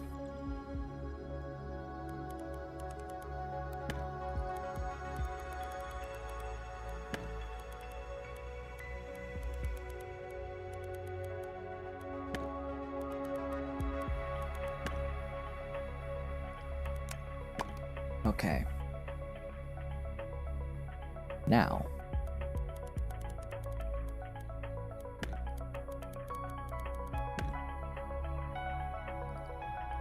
I'm going to want to do this part first. All of the different shape types, the 5 quote-unquote shape types. You're not using trains? Not for this specific section, because the output will be trains in the end. This will be outputting to trains. It's just getting everything together like this. It's more convenient to not have it be trains. Same here, technically, but I had put them, so it's just consistency sake rather than anything else. The difference, of course, between these and the fluids is that the fluid pipes have significantly higher throughput versus the trains for the solids versus space belts. Space belts have like barely any throughput compared to the space pipes. Do not what they do. But yeah, I mean technically the trains would be faster to run them down the pipes in the first case.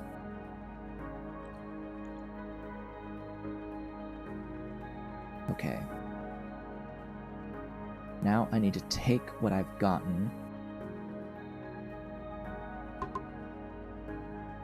Did I ever save this?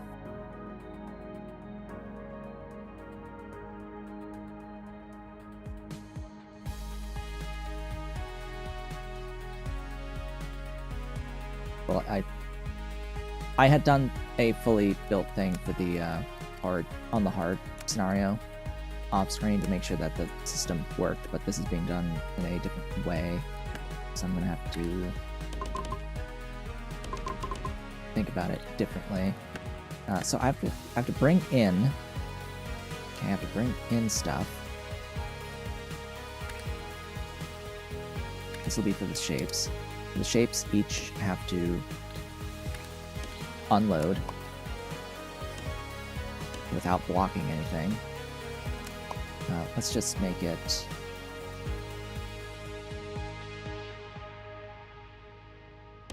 Yeah, so but in order to unload without blocking, it's sort of... You need to have 4 spots, like, reserved.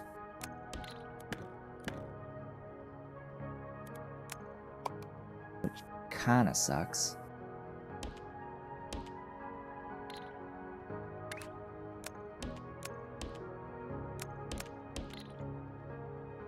That's each thing being brought in.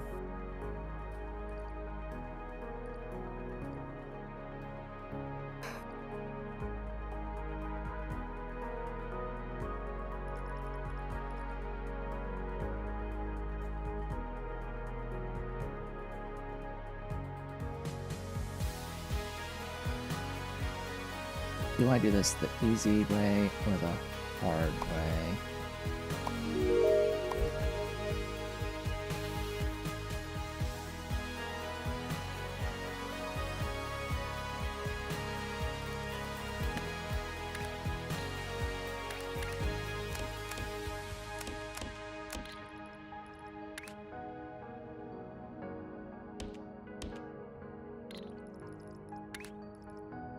And I'm gonna have to bring in the colors as well. Isn't that gonna be glorious? But the point here is I'll need to have shape loading and fluid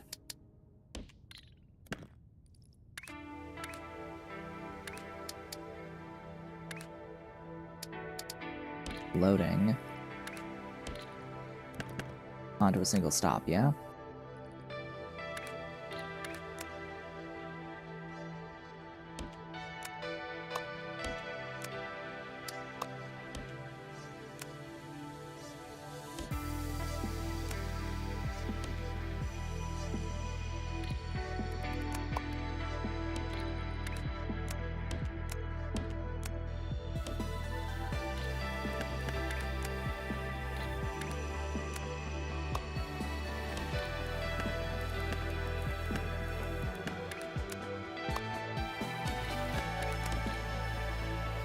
And then I will need, of course,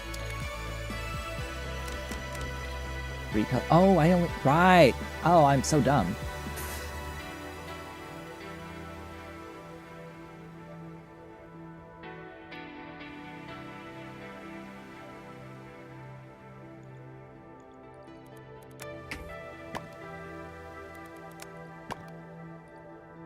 I don't need to mix the colors, because in this setup it mixes them for me.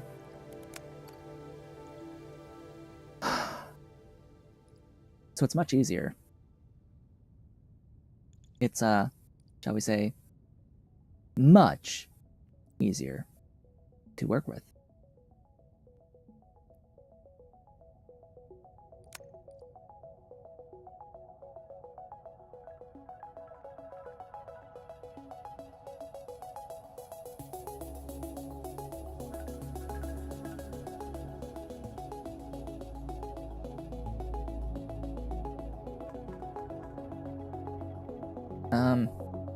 This is 5? Is this factor 5?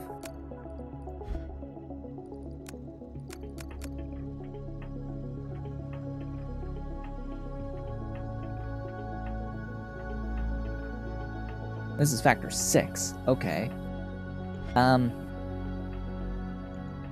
Right. So,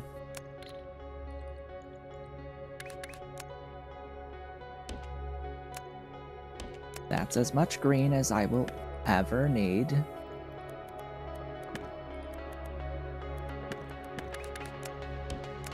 That's as much red as I will need.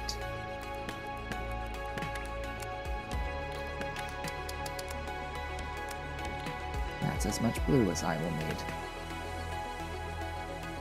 I will not need more blue, I will not need more green, and I will not need more red than this. In total. For this part. The other part, yes, we'll need more. The bottom here. Yeah, because the bottom, I need 10 layers of 4 belts in total, which, yeah, that's a bit more than 6. That's more than 6, so that's more than a single pipe throughput, space pipe throughput. But when it comes to something along these lines, now, do you sort of see why the trains aren't particularly wonderful for this? Because I also have to consider, like, what the hell the actual logistics look like from this perspective.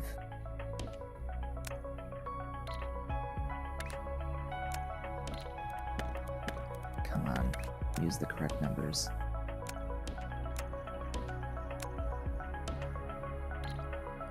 I think I have to have gap 2 from there.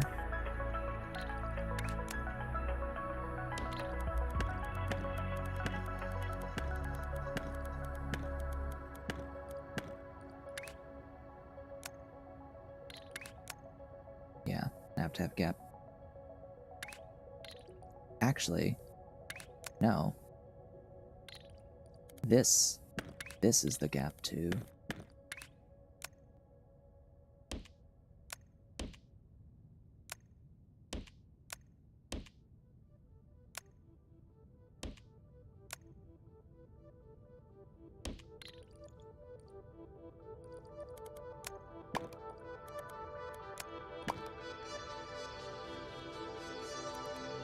And that's just for the solids. And then there's the 3 belts of the fluids.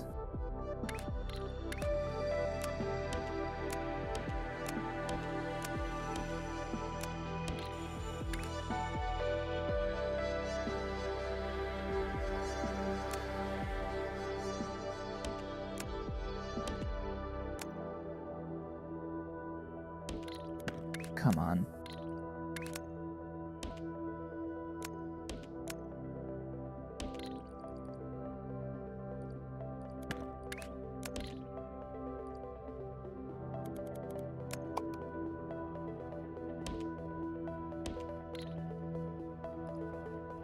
That's it for those belts. The pipes stay, but that's it for those belts. Then I have to somehow bring in more belts from outside. Do you see how this starts to get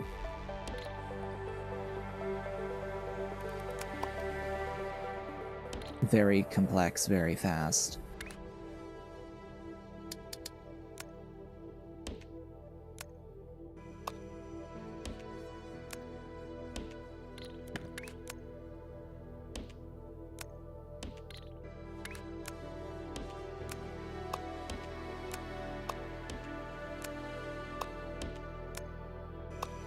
Oh yeah, confirmed. We have the correct thing.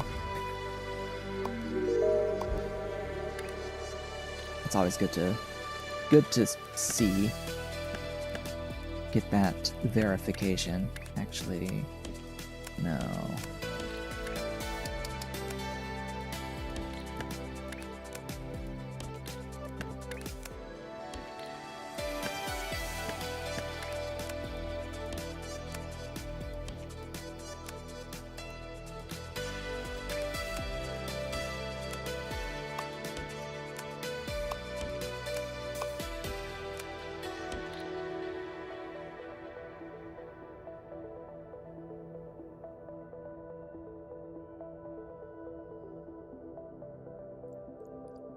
Alright, so technically at this point,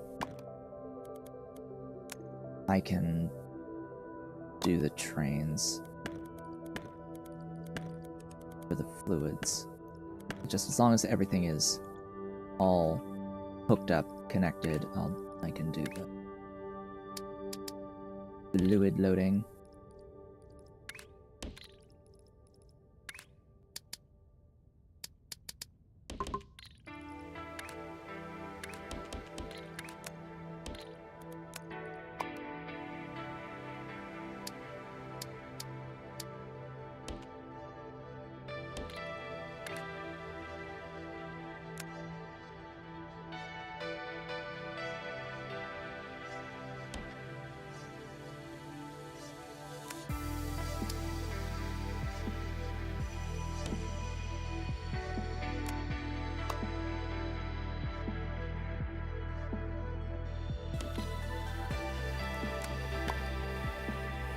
And then fluid unloading.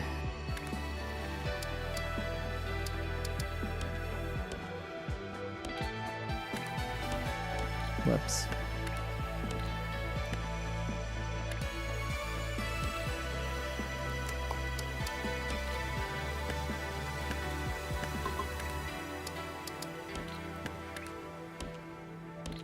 Yeah, that's better.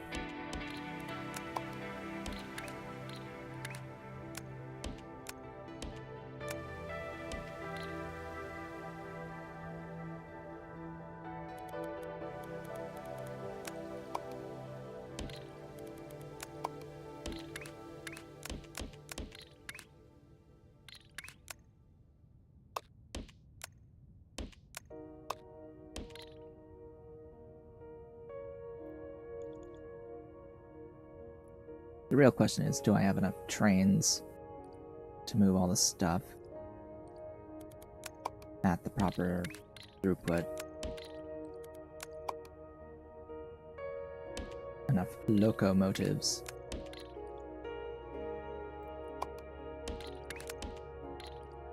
Because as you can see, that's pretty full.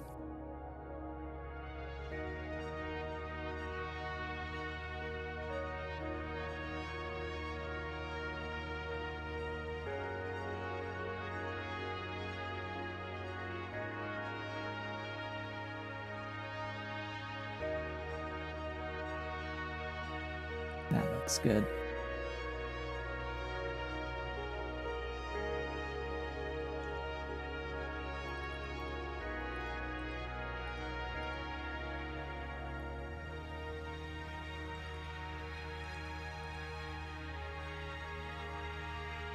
I don't need to get any additional color, actually, even for the other train.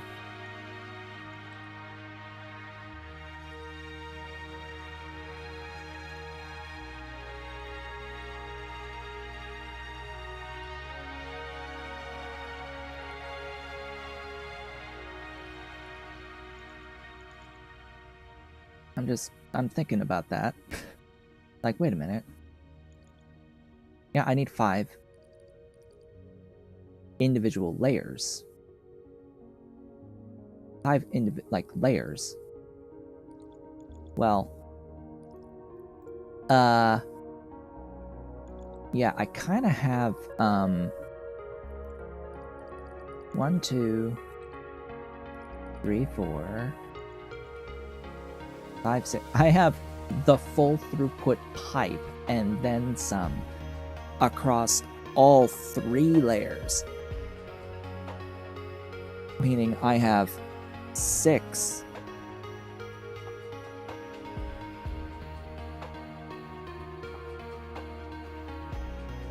sets of 4 per layer, of 4 belts per layer.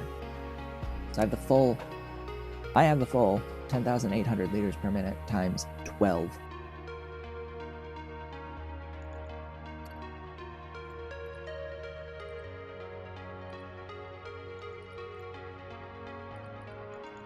So all 5 of these can output on the same layer. Oops, wrong thing.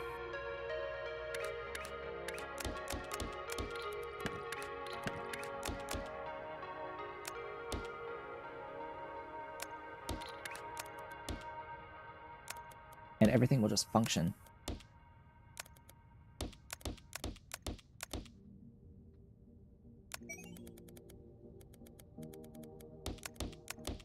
And the only time I have to change the layers is for the other train, which is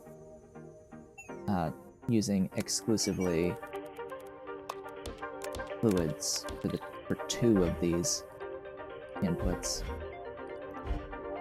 Now, these trains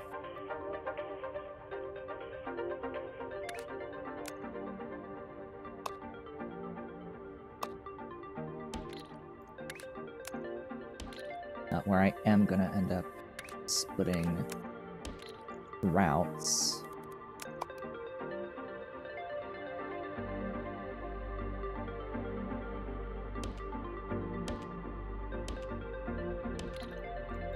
So that just is about route splitting.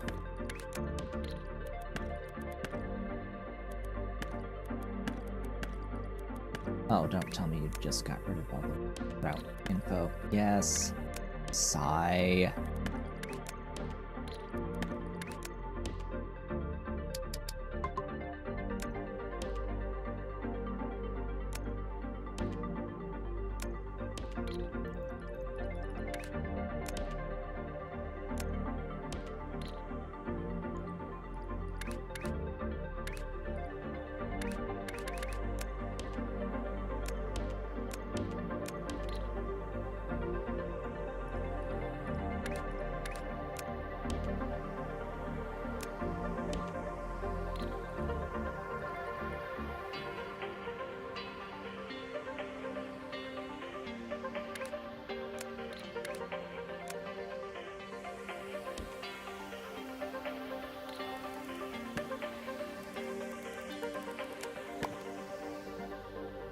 Yeah, so you're not needed.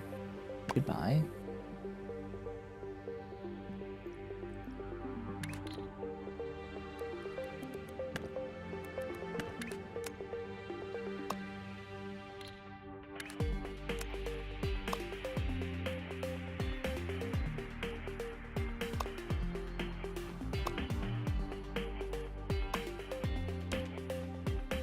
Where's all the others?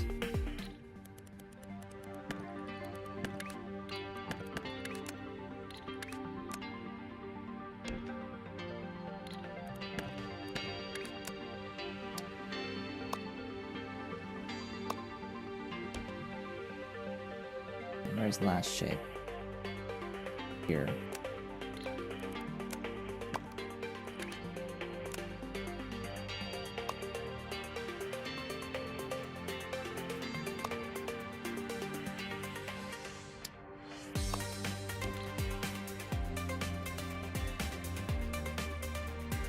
Okay.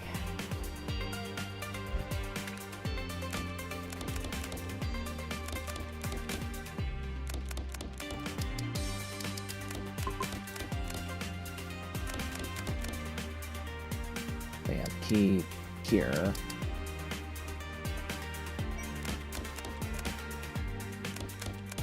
Being that all the inputs on each one of these is going to be a different layer.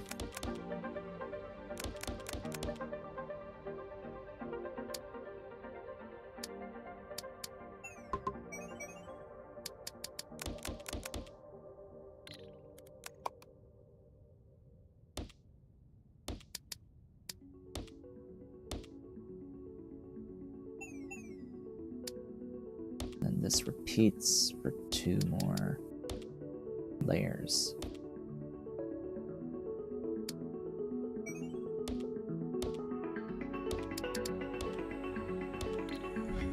Goodness.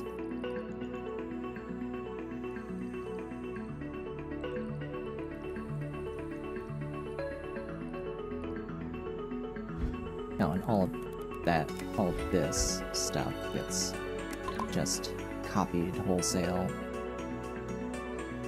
across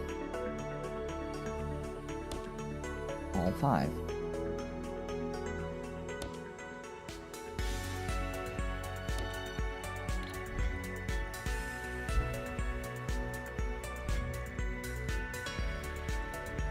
Ta-da! Now the hard part. Getting 3 in on, I think it's the one on the left. I think it's U. Yeah, 3 in on the left and 2 on the right.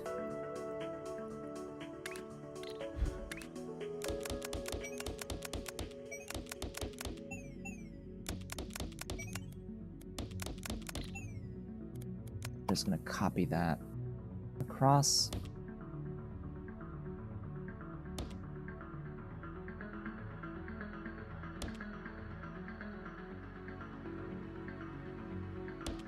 Okay. Then just gotta route all these things in.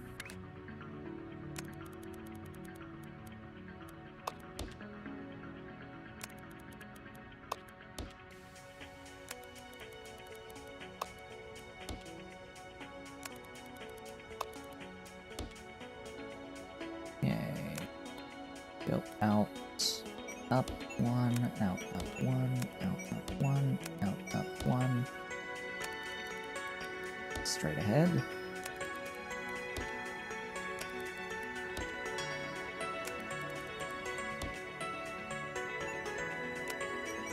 Two.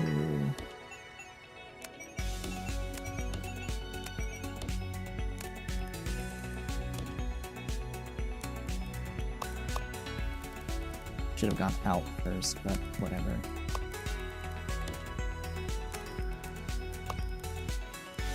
In fact, once I finish this, I should just copy this over to the other position.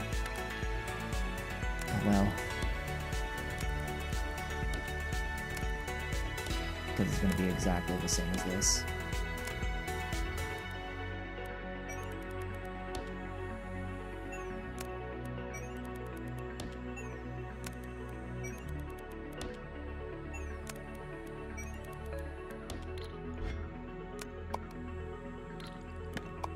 There. That one's the exact same. This one...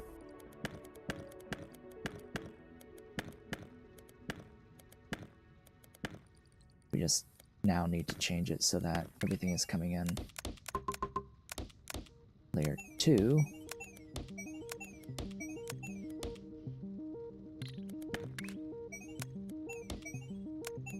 Whoops.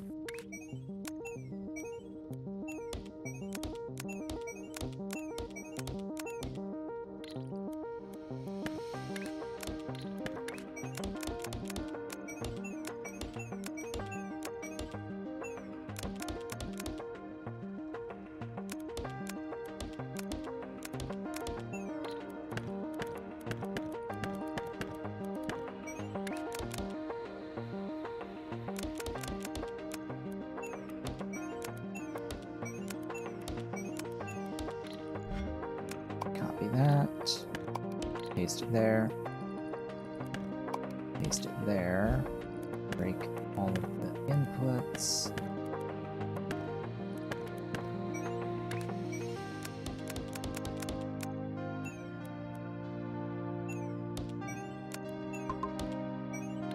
Whoops.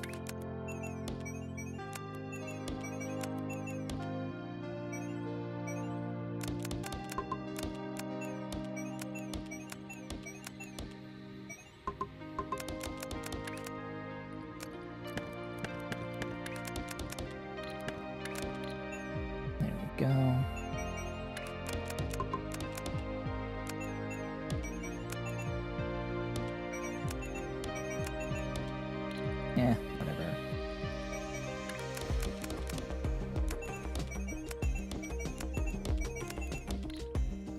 works, it works. Alright, that should be that. It's just a matter of stuff making its way in now.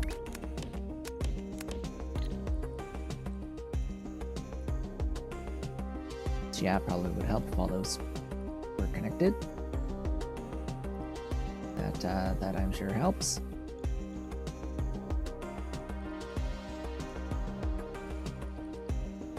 Then it's a matter of adding trains. Add those locomotives. I will add them here. Doesn't really matter what line they're on. So it's 2 solids and a fluid.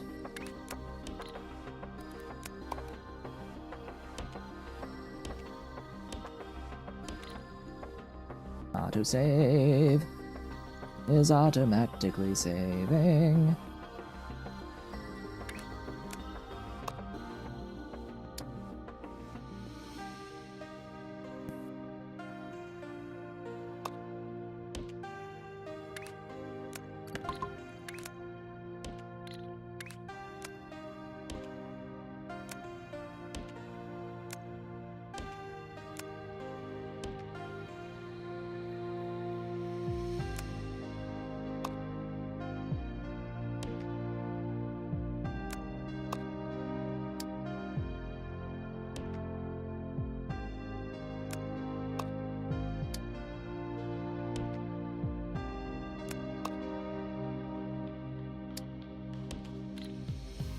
Alright.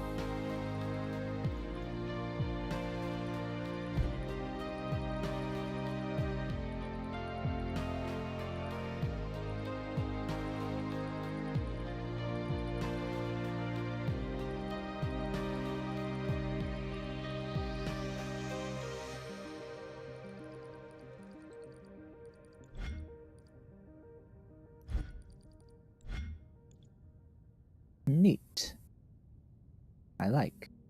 I actually like this. It looks nice. Ish. Ish. It looks nice-ish.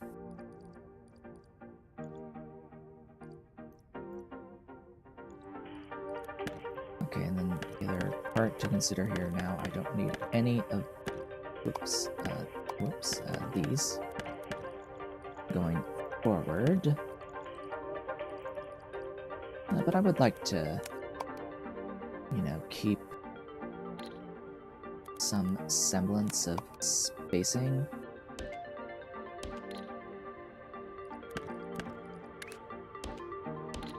Even though I don't need those.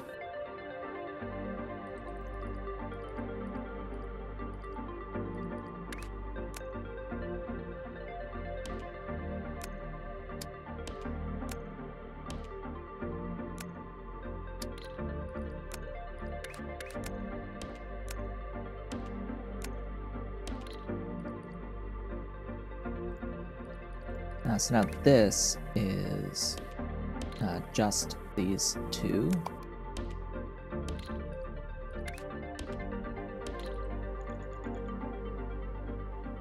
Oh. 5.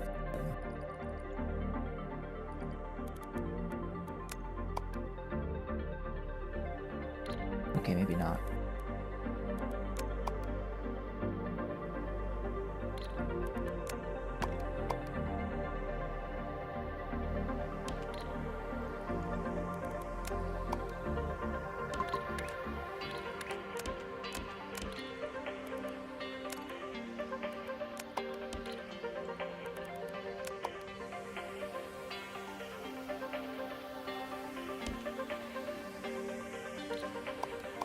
I will need the extra space to be 5.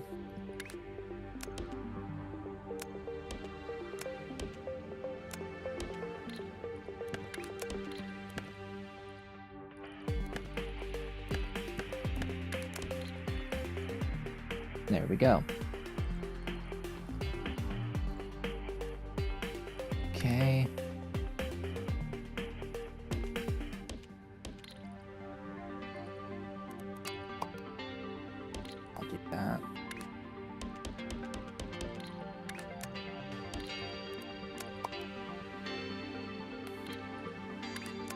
Oh, goodness.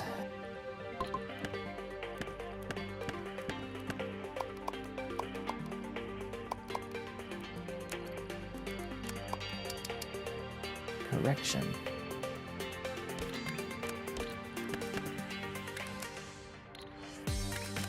I shall do that.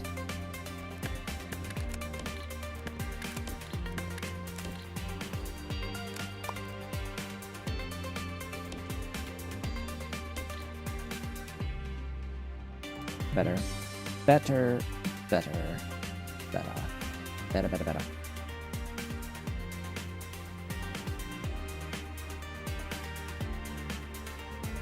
Don't really need this much, but like I don't need to have an individual line going into each of these, just because of the way that the fluids behave. But it'll be far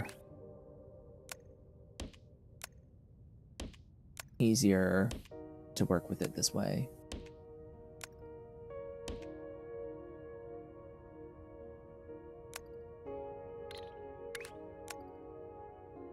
Oh, I thought I was low enough.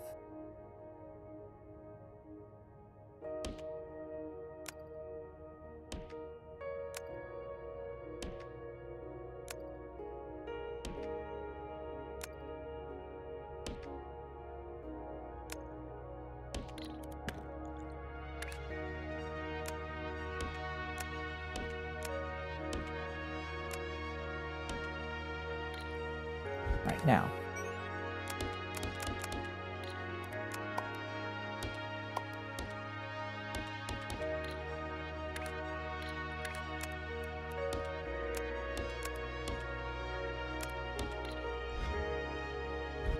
What I need here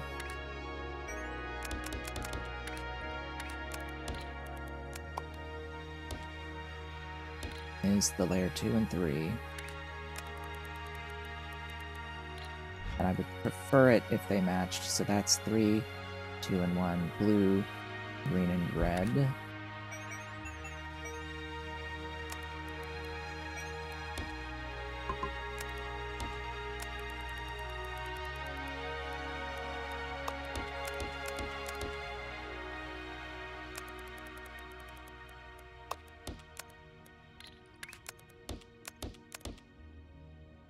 Green has to downshift.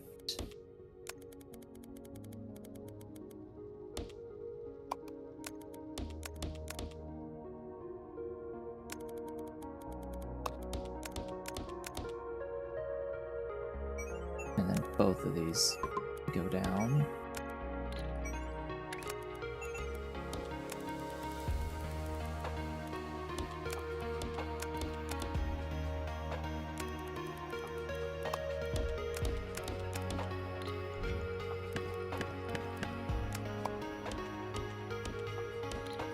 And that's that.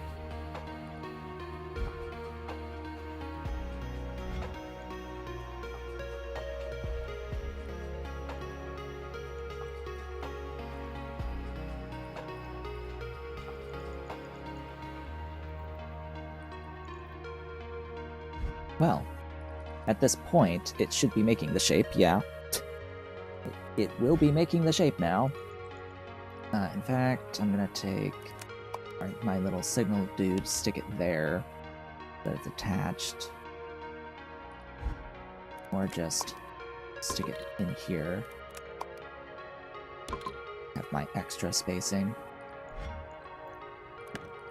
Then it's a matter of outputting onto a terrain. So now we have to shape load.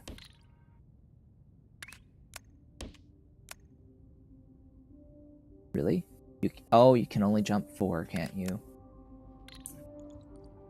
That's a slight issue.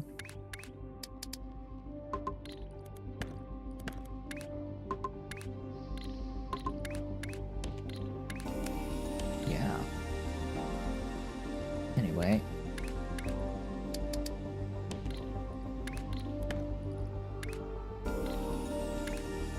Local locomotives in our area.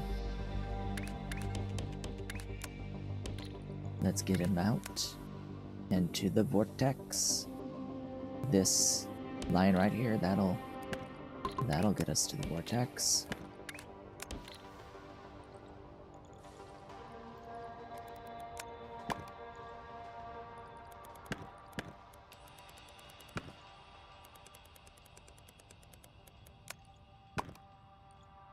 Oh boy, yeah, that can go.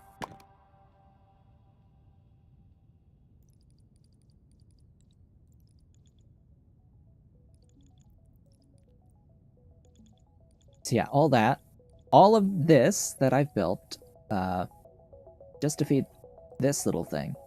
Little cough, hack, wheeze. Little thing. Yeah. About that, say.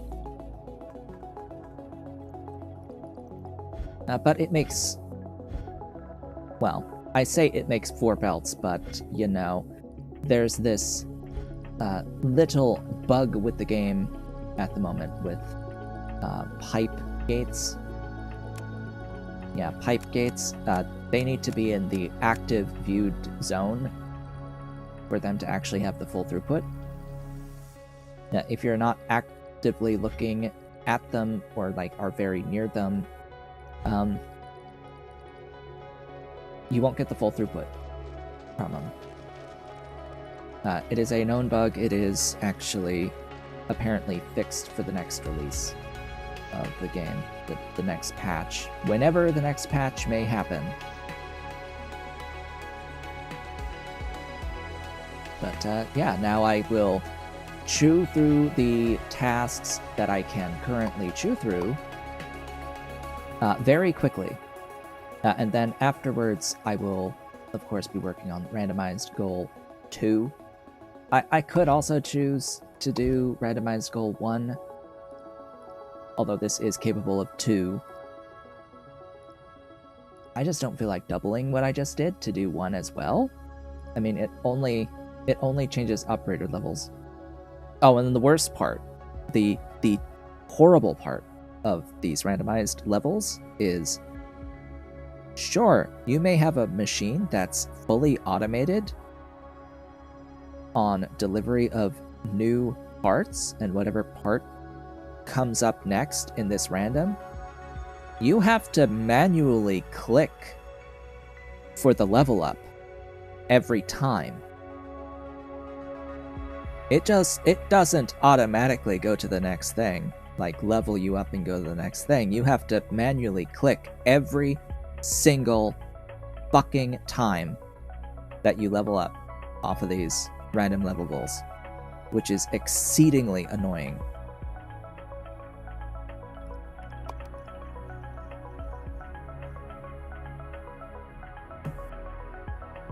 Anyway, now that that rant is done, we have about half an hour left in today's stream, and with that, there are specific things that this particular Make Anything machine from Rue, who has this blueprint for this specific unit provided on Discord, on the Shapez 2 official Discord. I'll make that clear. It's on the Shapez 2 official Discord. They have a blueprint sharing section, and in the blueprint sharing section, you can find this blueprint, which is significantly better than the one that I did, than the one that I made that does the exact same thing, which is only capable of doing all of the random operator level tasks. So every potential random operator task that can be given with crystals included, this machine can make 4 belts of at a time.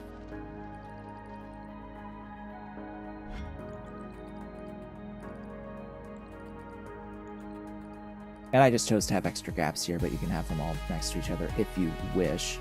I just thought it would be easier to run it in this way.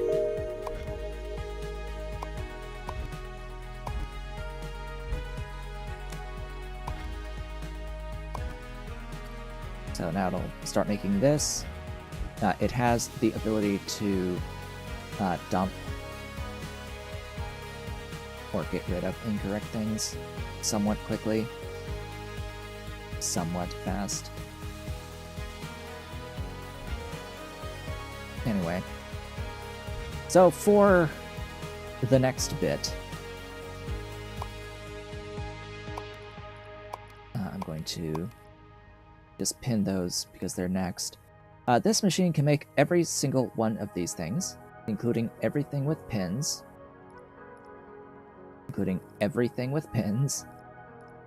all the way until you get to crystals. Unfortunately, while it can do these first two, of this task, it cannot do these remaining tasks. It just can't do these. It can't do this, it can't do this, and it definitely cannot do this. Where there's a gap there. There's a gap there. Just gonna point out there's a little gap there. Okay, let's show this. I don't think it can't do this either. It cannot do this. Because every single one of these involves swapping in some way, shape, or form. They all involve swapping. This involves swapping. Like, just to make this, you need swapping and trash thing for it.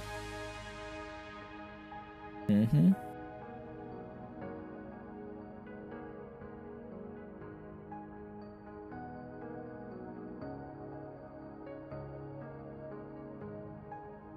And of course, the last one being, which should be the most complex of all of it. Should. But we'll see.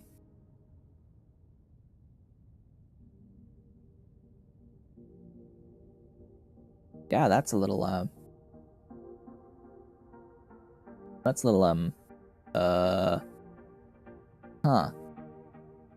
Yeah, that's a little, Like, I know how to do this. This is what we did for this milestone. Like, I can do this in the exact way that I did it for this current milestone. Oh. Well, that would mean that it's a good way to do it for, like, any. Huh.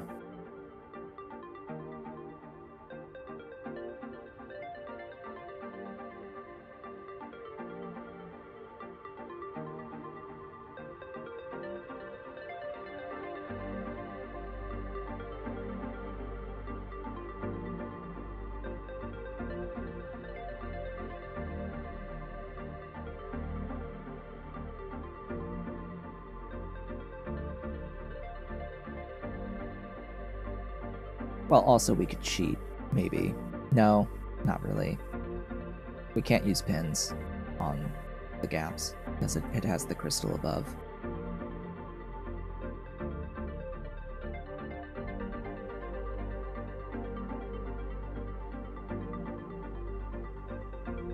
Yes, we can. We can pin after. Yes, we can. We can pin after, and then... Yeah. Oh, that's so much easier.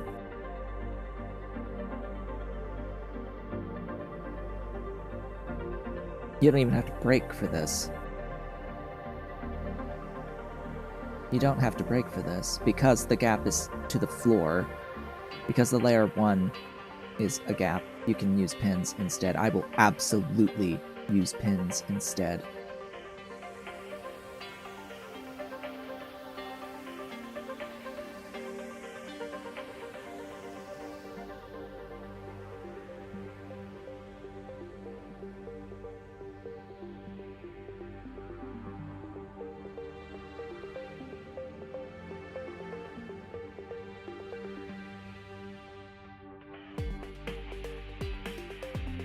So yeah, this just involves making 2 3-layer shapes where the diagonals look like this. And then you pin this white one twice to get up to layer 3. You need, like, trash, of course, for the specific shapes of these crystals. You need some trash for this. But I think you can use diagonal trash for this. You swap, rotate, and swap again.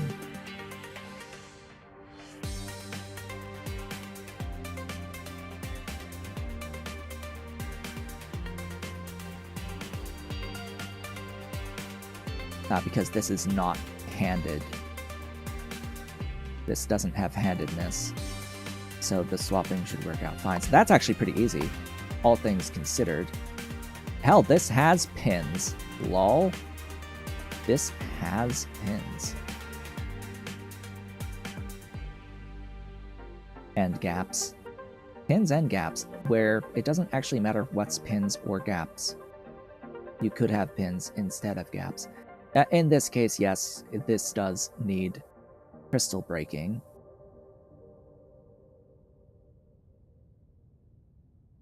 And these corners with the pins are just normal shapes. Just normal things with pins. So that's not bad, actually.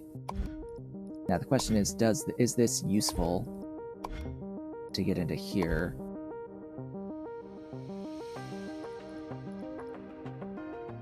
Not particularly. No. These steps are not really useful to get into these two.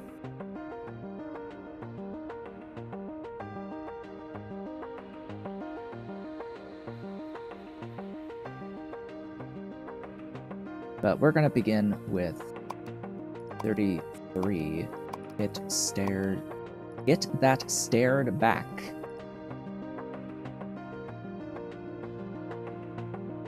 Sure thing. It that stared back. Alright, well, it's pretty simple. You just need to figure out a place to build this.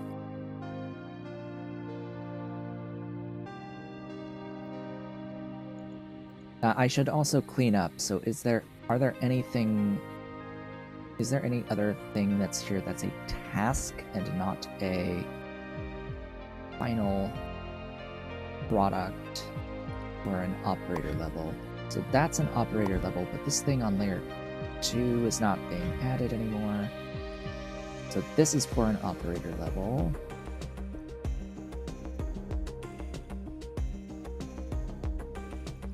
This is not.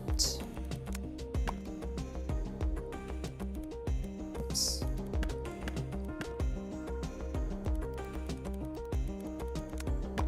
Let's just clean up time here. That's an operator level. Yeah, that's that one. How about you? Yeah, that's the other one. So those are operator levels. How about up here? This should also be an operator level. It's that one.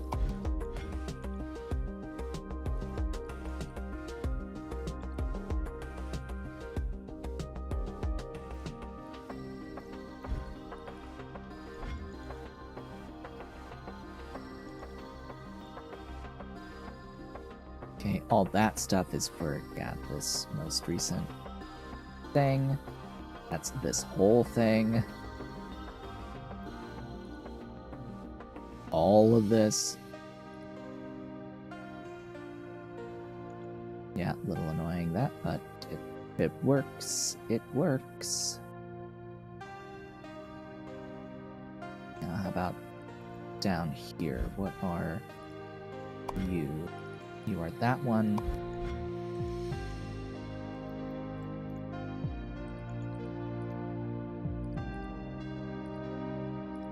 You are that one. Okay, so I think everything that's in the base now is part of an operator level, besides the make anything machine, which will work on miscellaneous tasks going forward. And in fact, the next delivery that comes in and is delivered will finish that task. Great.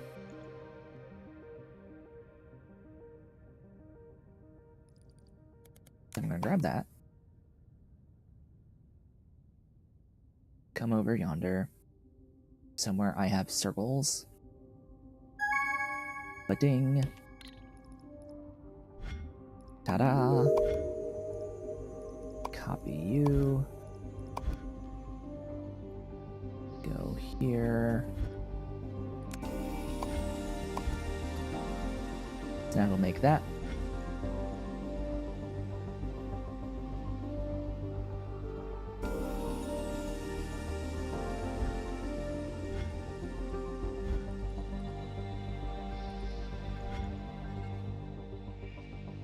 Also, there was an aspect of this that I actually want for myself, because I think it was based off a different blueprint. Hello? Oh!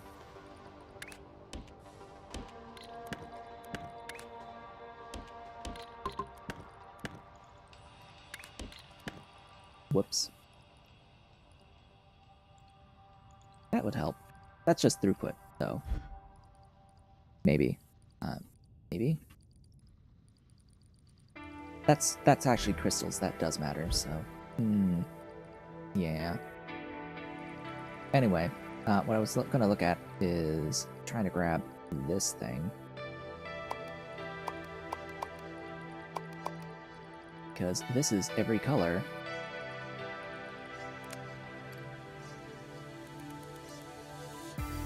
This is a mixer setup that does all of the colors. It's just I have to understand, I have to think about where all the colors are coming in. So each of the colors comes in here. A pipe, one pipe of each, one pipe of each. One pipe of each.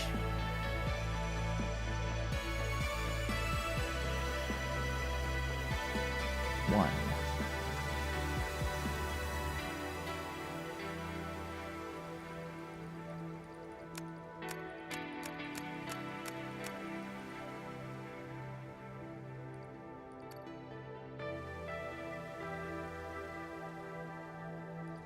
This, I think, is okay for like an either-or situation, which is the case in here. It's an either-or.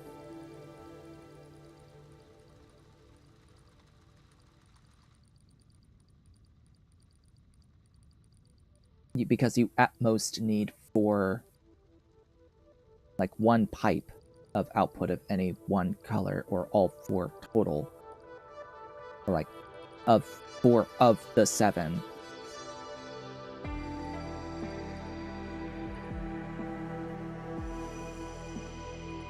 So throughput-wise, this works out for this circumstance, but what happens if I need, like, a pipe of each thing?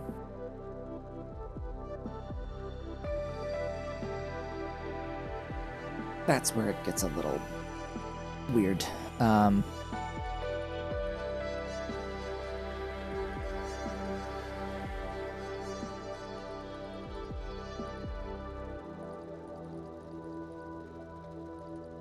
Like, I kind of get it. Basically, they took the color mixers and they put them on each layer, but just diagonally stair-stepping.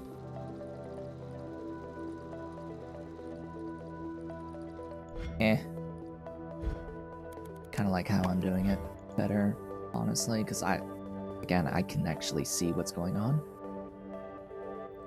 with my stuff here.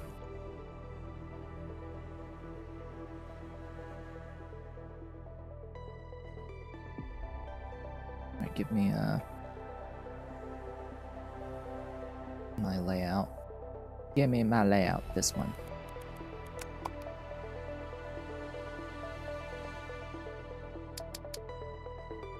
Really? Really? Really, really? Alright, well, blue worked. Okay, there's a red. green. Super green. There's green.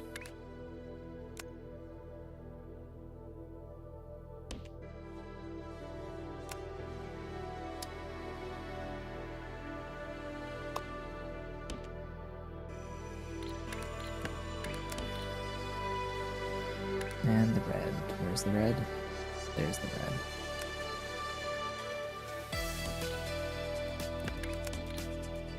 Okay. I'll just save.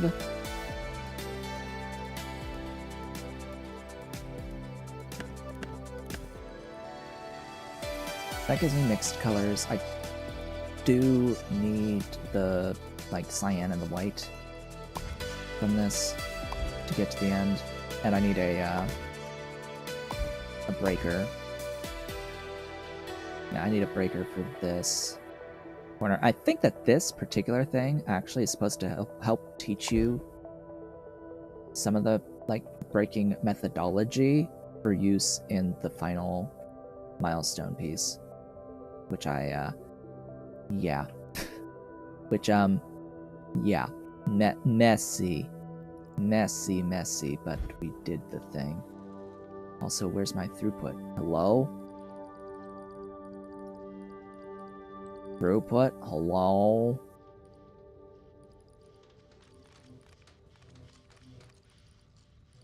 What's with this?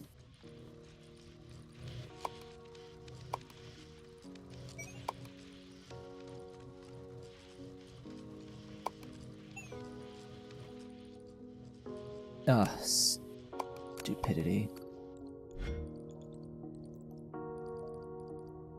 Lack of solid storage. Lack of solid item storage. Right there. I've been so much better at avoiding the situations where that matters, but apparently here I missed it.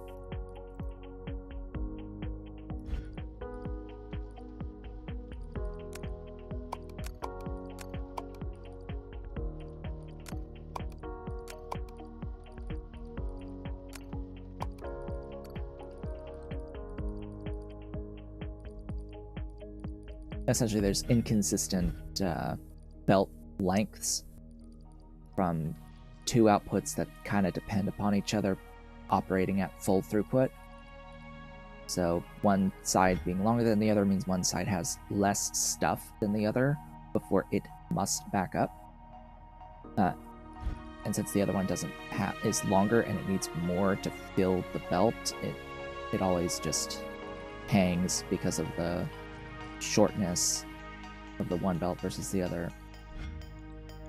And the way around that is to have a solid storage container for shapes that you can just put in line and act as a buffer. We need a buffer.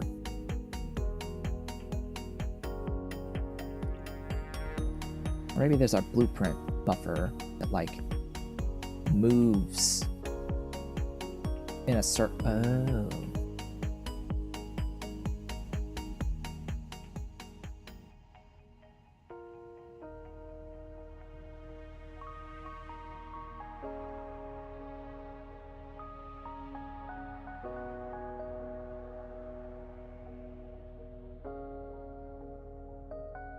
Yeah, just like any feedback. Hold up.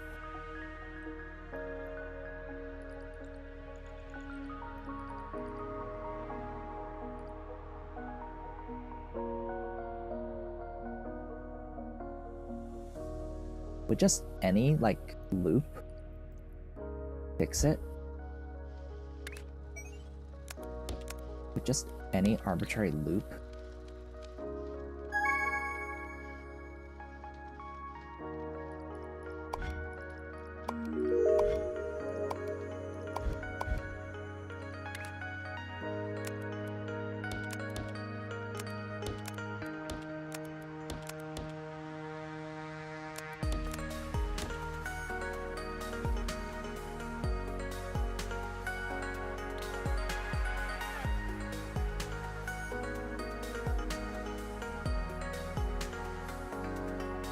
I don't know. Ollie. Ollie cat, he's digging.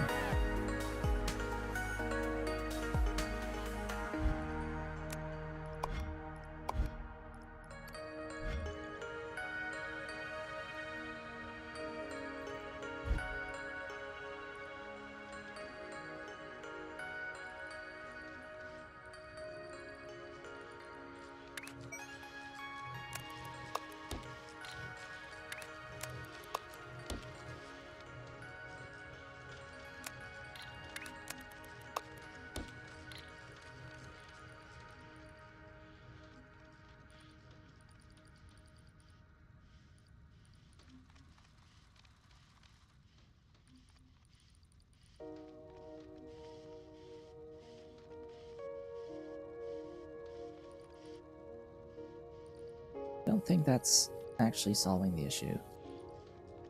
Hard to say.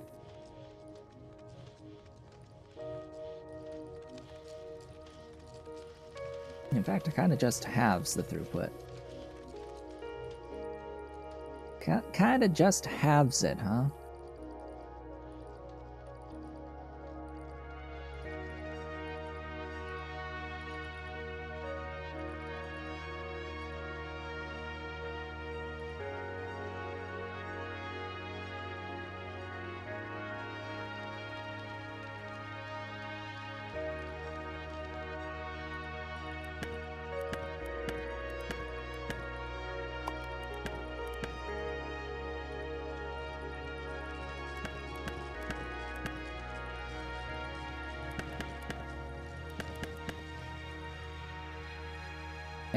Anyway.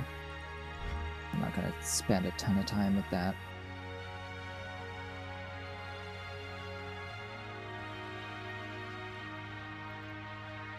What I do know is that I've got my colors here.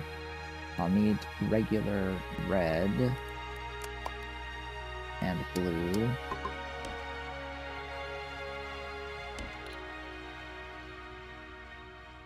And circles, okay.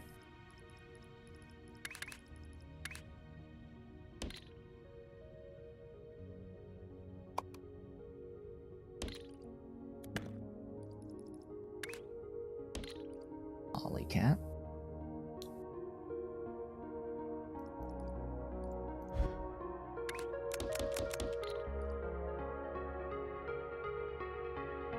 Alright, this one, easy. Yeah, in fact, it's so easy, I'm gonna do it the easy way.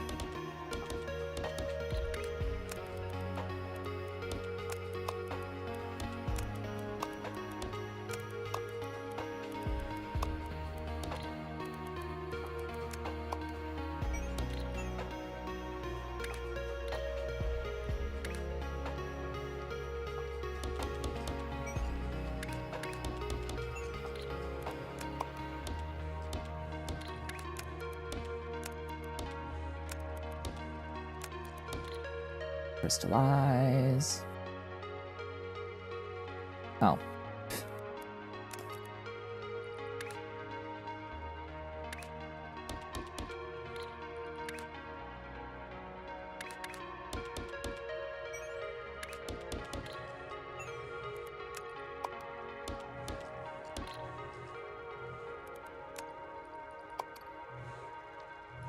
Crystallize.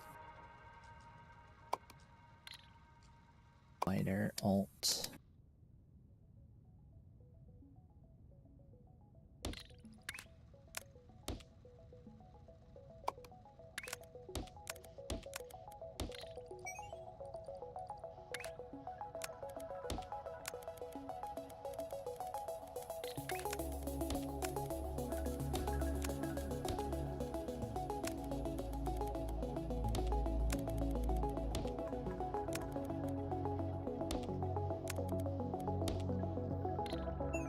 Okay. Bring me red.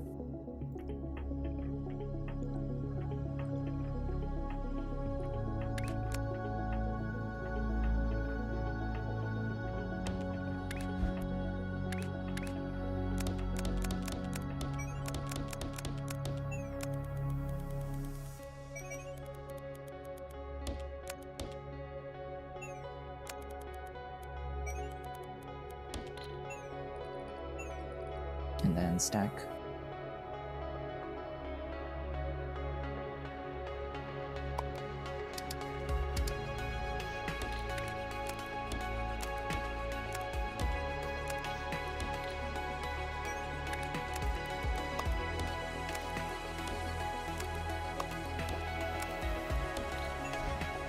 And then output to a train.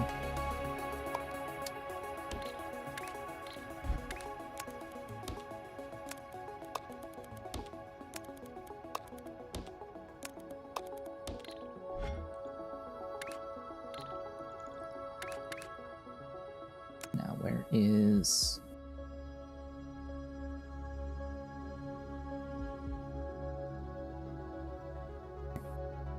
Here. Pathway to Vortex. Ta-da. Did I swap the thing?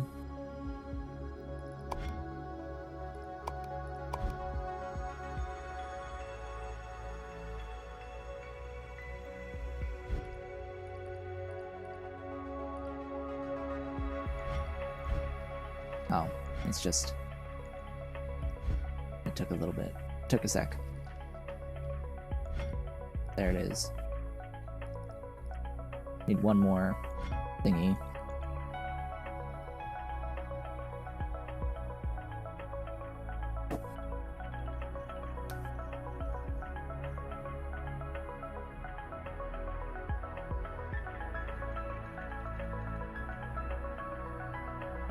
Okay.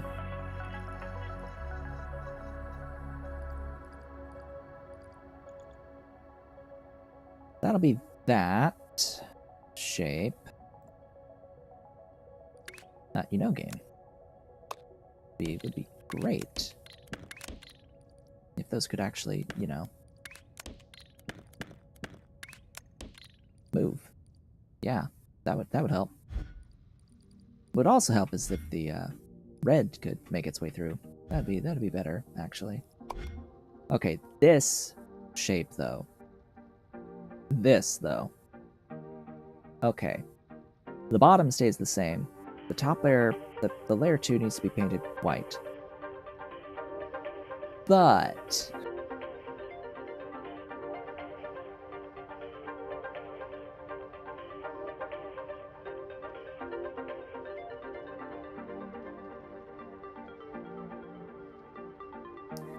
we actually need this side to be... I actually need to add trash onto this side.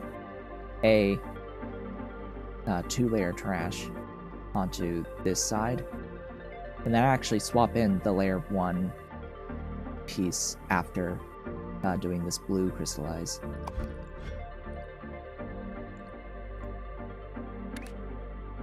So I'll need garbage. Huzzah! We'll need garbage! Garbage! Give me the unloading.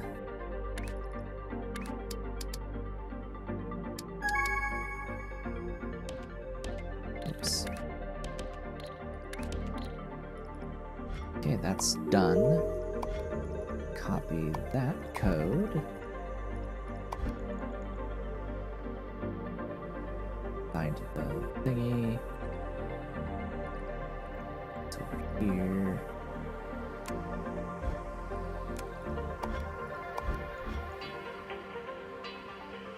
Where was I? Over here.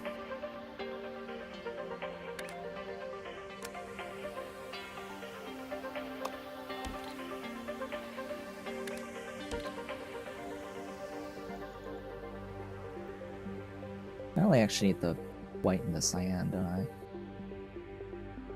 Yeah, I only need these two.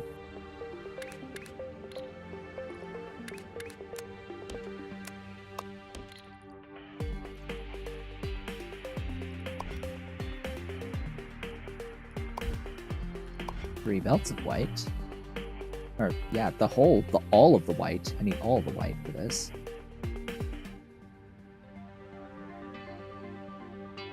And a trash like crystal break section. Yeah, this is teaching you about like order of operations kind of dealio.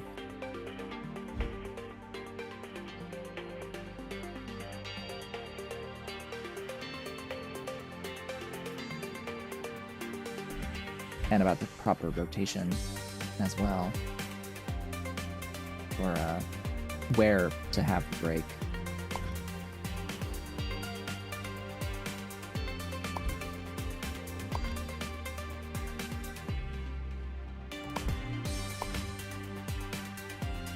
Yeah, because in order to get to here, the crystal that breaks, I'm gonna have this be a quadrant made separate from this quadrant, the section that has the crystal to break has to be where this is going to slot into. Yeah, so the crystal to break has to slot here, so that the gap is these two spots, so that this trash maintains connection to these 5 layers, so that the layers don't drop when I'm swapping in this 4-layer piece.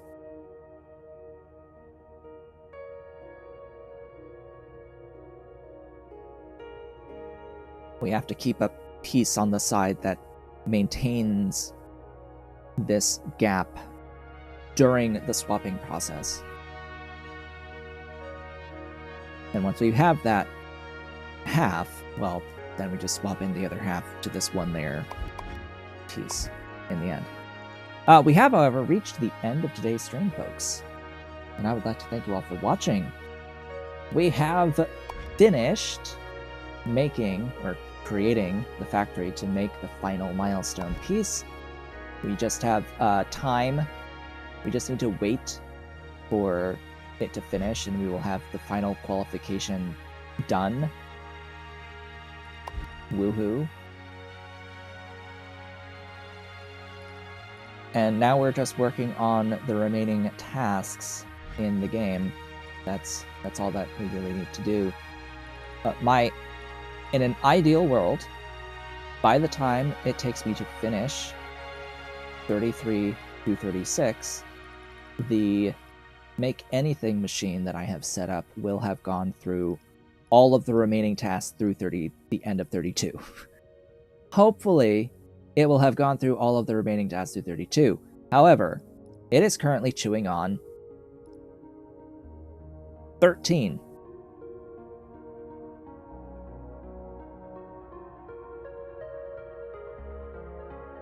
So I may need to make another one, add another one. I may need to add another one, and have 8 belts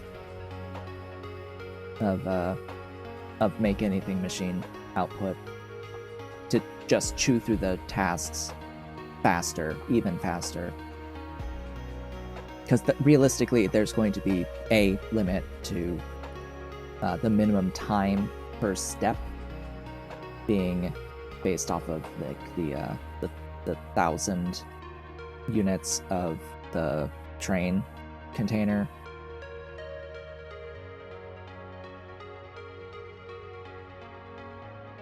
So in this case, with this shape needing 2,500, I need to wait for 3 containers. So if I add another Make Anything machine, giving me 4 belts of output, I still have to wait for the time it takes to do at least, 2 of the containers. Like adding that third means that I have to do 2 cycles at least if I add another Make Anything machine, and it will give me 4 when I only need 3, etc., all the way down the line as we need more and more throughput. But it should help with some of these ones that need a lot of stuff. But we'll see. We'll see how things go as time goes on. We're working on the crystal shenanigans for the insane scenario. It doesn't actually seem too bad, but yeah. Now that I've got a better understanding of a method for crystal breaking that seems to be working. I think it's just a matter of performing that method over and over and over again. Thank you all for watching. I will be back with more on Tuesday. I hope to see you all then.